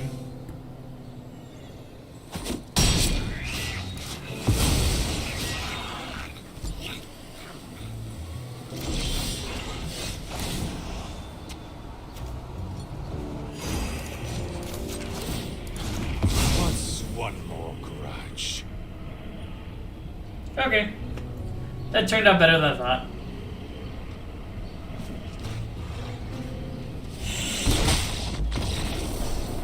Finally, I will have my vengeance. We did it! We won all the games. That was the last one of the day. So the soldiers still need some tweaking, even with Meathook gone. We'll have to tweak soldiers, but everything else ran pretty smooth. Not too bad. I am not concerned.